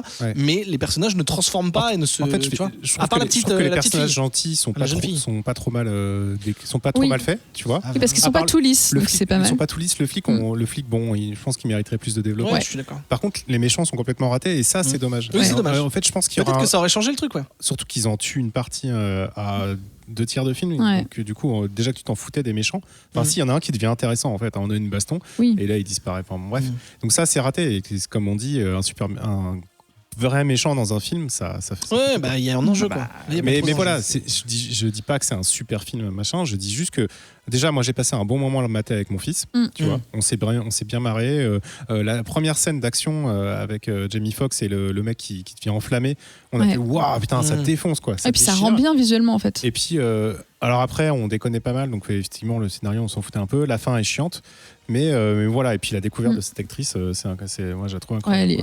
Quand elle sort son rap là, t'es là, tu fais ah oui, en fait non, c'est pas juste une blague. Et même si c'est pas adapté d'un vrai comics et machin, je pense que ça s'inscrit dans le genre, et donc on a déjà discuté de cette légitimité d'en parler dans les HLB. Moi, je suis. Oui, puis il n'y a pas de Marvel, il n'y a pas de DC cette année, c'est l'enfer. Alors on fait ce qu'on veut. Moi, je pense que ça fait un peu partie de notre univers, même si c'est pas complètement le cas. Oui, non, mais ça, limite, c'est un autre débat et je suis chaud pour le mener, mais c'est juste que là, moi, ça me fait juste chier que effectivement un film de genre soit assimilé à comics égale super-héros ou inversement, tu vois. Si tu veux, moi je pense que c'est dans la mouvance de voir des films comme ça émerger en fait déjà sur Netflix et peut-être sur Prime et ce genre de choses. Donc ça fait partie de notre univers, ça fait partie de ce que le MCU a lancé, etc. Je trouve que c'est un peu la facilité de prendre un genre qui est à la mode depuis déjà plusieurs années pour raconter quelque chose, alors que là techniquement tu pouvais raconter quoi. Après je sais pas en fait. Enfin non, il y a plein de très bons films. Il y a plein de très très beaux films qui ont utilisé les codes du western, alors que le western était un genre ultra populaire. Je dis pas ça. Oui, mais parce qu'il y avait une vraie raison. Là, il y a aucune raison que ce soit des super pouvoirs. Ça aurait pu être complètement autre chose pour raconter la même chose. Ça aurait été pareil. Oui, non, mais en fait, c'est pas justifié. C'est un choix en fait, de la personne, mais c'est pas justifié. Voilà, il y a quelque part quelqu'un qui a eu une idée, tu sais, qui avait un message super important. Et il s'est dit, ah regardez, je vais utiliser un genre super à la mode et je vais l'utiliser pour faire un cheval de Troie et faire passer mon message. Ou alors, peut-être que Netflix et d'autres producteurs ont plutôt eu des petits billets dans les yeux. Ah mais complètement, ça c'est possible. Mais voilà. tu vois, pour reprendre ton truc avec Attack the Block, c'est des jeunes de cité en Angleterre qui sont donc c'est un truc très terre à terre et très dur et très réaliste, qui sont confrontés. Je crois que c'est même pas des zombies, c'est des extraterrestres. Oui, je me suis trompé. Pardon. Et du coup, non, c'est pas grave. Et du coup, il y a vraiment ce contraste entre des Kaira et un truc complètement hors norme qui sont des extraterrestres. Là, il n'y a pas de justification à avoir choisi ce genre-là. Alors peut-être qu'il n'y en a pas, et effectivement, peut-être c'est juste ça marche en ce moment, faisons ça, tu vois, et ça fonctionne, mais je vois pas l'intérêt d'avoir choisi le genre super-héroïque, on va dire ça avec des guillemets. Ça n'a pas d'intérêt spécial dans ce film-là, ça aurait pu être n'importe quoi d'autre. Absolument. Donc voilà, mais du coup, moi, ça me plaît pas. Et c'est une très bonne nouvelle. C'est une très bonne nouvelle. Parce que c'est la facilité, en fait. C'est une très non, pas du tout. C'est une très bonne nouvelle que, par exemple, quand tu veux traiter un sujet comme ça, qui est sur l'oppression, la lutte des classes, sur la pauvreté aux États-Unis, sur le problème un peu Black Lives Matter, qui est légèrement évoqué, mais un peu de façon maladroite, comme tout le film, de vouloir choisir un genre de super-héros, moi, je trouve ça cool. Parce que du coup, ça veut dire, tu vois, parce que ça aurait pu très bien être, effectivement, juste tu remplaces le truc de super-pouvoir et tu mets ça avec de la drogue. Pardon. C'est Robocop 2, tu vois. Enfin, même pas SF, c'est-à-dire que tu mets de la drogue et t'as un film des années 80 avec Schwarzenegger. Le truc super-héros, il sert juste à faire des effets cool que vous avez kiffé. Donc moi, c'est juste que ça a son intérêt de spectacle, mais il n'y a pas d'intérêt sur l'écriture. Ça veut dire que ça ancre le genre super-héros dans autre chose que juste DC et Marvel. Ça fait plus de 10 ans que le genre super-héros est ancré dans le mainstream avec tout le MCU, le DCU. Il n'y a pas besoin. Justement, mais ça veut dire qu'il n'y a pas besoin de ça pour être ancré. C'est pas ça, je trouve que pour le coup, c'est le cas de énormément de films, de très bons films. Je dis pas le contraire. Je dis juste que là, pour moi, c'est une facilité parce que t'as l'air vexé qu'on ait utilisé. Pas du tout. C'est que c'est pas justifié. À aucun moment, pour moi, c'est pas justifié. Mais comme c'est pas justifié de faire un film, je sais pas. Il y a des films de samouraïs qui parlent d'autre chose que les samouraïs et les gros fans de films de samouraïs se sont pas dit ah putain c'est dégueulasse d'avoir fait un film de samouraï. J'ai pas dit c'est dégueulasse, j'ai dit c'est facile. Après tu peux le prendre comme tu veux. Vrai. C'est pas facile en fait. C'est comme si un dessin de caricature, tu disais bah tiens je vais le faire en cyberpunk parce que en ce moment on est dans l'année cyberpunk et machin. Alors que je vais juste traiter par exemple je vais traiter d'un sujet qui est je sais pas le féminisme et je vais le mettre dans un univers cyberpunk parce que j'ai envie de dessiner une meuf avec des implants cybernétiques. Si c'est ton kiff, moi c'est une raison suffisante. C'est juste que t'aurais pu aussi utiliser. Bah non, tu peux utiliser le cyberpunk comme un truc très masculin et le mettre avec du féminisme et là il y a un contraste et là c'est cool par exemple, mais du coup c'est pas le cas. Non mais c'est mon avis. Après moi je dis juste c'est facile. Peut-être que c'est pas du tout. Peut-être que c'est pas du tout le comme disait Adrien, c'est peut-être juste du fric, le motivé par le fric et je comprends complètement. On critique pas ça, ça reste une entreprise Netflix. Mais c'est la mode. Si c'est une démarche artistique de se dire on va prendre le genre super-héros pour raconter quelque chose, moi je suis pas du tout passé dessus. S'il faut passer par ce genre de film pour à un moment donné avoir une petite perle indépendante sur l'univers des super-héros qu'on aime. Bah il y a Chronicle par exemple qui est très bien. Peut-être même pas tirer les comics, tu vois. Chronicle. Ouais, Chronicle. Je peux même rajouter un truc, c'est que le premier film de super-héros français qui sait comment devenir un super-héros, avec Pio Marmaille là, voilà, qui est censé sortir prochainement. Je sais pas s'il a été repoussé avec le Covid. Ça a été et ben c'est aussi un principe de gélule que tu prends qui donne des super-pouvoirs. Il y avait une série. Le premier film de super-héros français, genre il y en a eu zéro avant. Il l'appelle comme ça. Il y a Super Dupont. Voilà. C'est vendu comme ça, mais Jean de Saint-Tropez, c'est déjà un film de super-héros. C'est un film Attal Family, donc je pense qu'ils sont bons pour Fantomas, c'est un super vilain. C'est vrai. Est-ce qu'on peut déclarer la fin de ce Hors les Bulles ? C'est toi qui dis, mec. Bah écoute, on va déclarer que c'est la fin de ce Hors les Bulles, ainsi que d'une certaine manière la fin de cet épisode 152 de Comics Outcast, tout à fait. Alors, déjà premièrement, j'aimerais remercier l'équipe autour de cette table de m'avoir aussi chaudement accueilli dans mon rôle de host pour la toute première fois depuis le début de Comics Outcast. J'étais, j'ai jamais été host. Il est bouillard, mais ça compte pas. Chez WFM, t'as jamais hosté ? Non, j'ai jamais hosté. Ça a toujours été. Non, chez WFM, j'ai jamais hosté une fois. Je rêvais secrètement d'être host, mais jamais je l'ai fait. Donc merci à vous, merci à toi Hélène, merci à Ketrus, merci à Ben, merci à Adrien. Quelques petits trucs à dire avant de partir. Il y a des raisons de se réjouir en 2020. Il n'y en a pas beaucoup, mais il y en a quelques-unes, comme par exemple le retour de Comics Blog, voilà, qui a été annoncé aujourd'hui. Les copains de Comics Blog sont de retour grâce à l'app Bubble, qui a racheté 9e art, et moi je suis content. Voilà, je suis content qu'il soit là. Il y a de la place pour tout le monde ici. Donc voilà. Et en plus, ils m'ont apporté la bonne nouvelle de la journée, c'est que le tournage de Batman a repris et que on arrête le développement de Magic Order sur Netflix. Donc je suis doublement heureux. Ça aurait pu être sympa. Non. Mais Bon, si, Non, mais ça aurait pourquoi prendre le genre héroïque pour aller faire un truc non. C'est con, mais Et Magic ils ont- Order, c'est pas des super-héros, dommage. Ils ont acheté tout Miller World. S'ils peuvent pas faire les Pour films. ne rien en faire, et ça, c'est magnifique. Je trouve que Millard qui Oui, mais lui, il dire- a empoché, donc il est content. Ouais, je sais pas. Ils ont acheté au moins 1 milliard. 1 milliard de milliards. Voilà. Et merci à toutes et à tous, auditeurs ainsi que auditrices de Comics Outcast, et plus largement des émissions qu'on vous propose, enfin des podcasts qu'on vous propose, pardon, sur le vaisseau Hyper Sans Sas. J'espère revenir bientôt, mais ce sera probablement pas avant 6 mois, comme d'habitude. Ah, on le sait. Hein, vous le savez, les promesses. Quoique, Le attends, prochain épisode hosté par Joe serait repoussé, visiblement. Ouais, voilà. Non, mais attends, cela dit, si on n'a pas de saloperie de confinement ou quoi que ce soit, c'est avant 6 mois les bouilladors. Donc de toute façon, vous savez que je serai là et sous comme d'habitude. Et je pense que d'ailleurs on va peut-être lors des bouilladors lancer un grand sondage. Comment on remplit le hors-les-bulles dans les mois à venir, hein, parce Ça va que être galère. Hein. on avait pensé éventuellement à remplacer le hors-les-bulles par un hors-sujet où on vous parlerait de quelque chose qui est complètement hors-sujet. Mais Voilà. ouais, non, c'est la dèche. Hein. Non, mais c'est vrai que Parce ça que va même les commencer à séries être sont la- annulées, tout est repoussé. Enfin, Mais ça ouais, relance, ouais. ça relance le débat dont Ketrus parlait tout à l'heure de qu'est-ce qui est hors les bullable ou pas. Bah oui, Qu'est-ce c'est qui est ça. éligible. Après, il y a, on est toujours pas à l'abri d'une annonce de Wonder Woman en streaming. Ça peut- Wonder Woman qui vient d'être castée comme Cléopâtre d'ailleurs.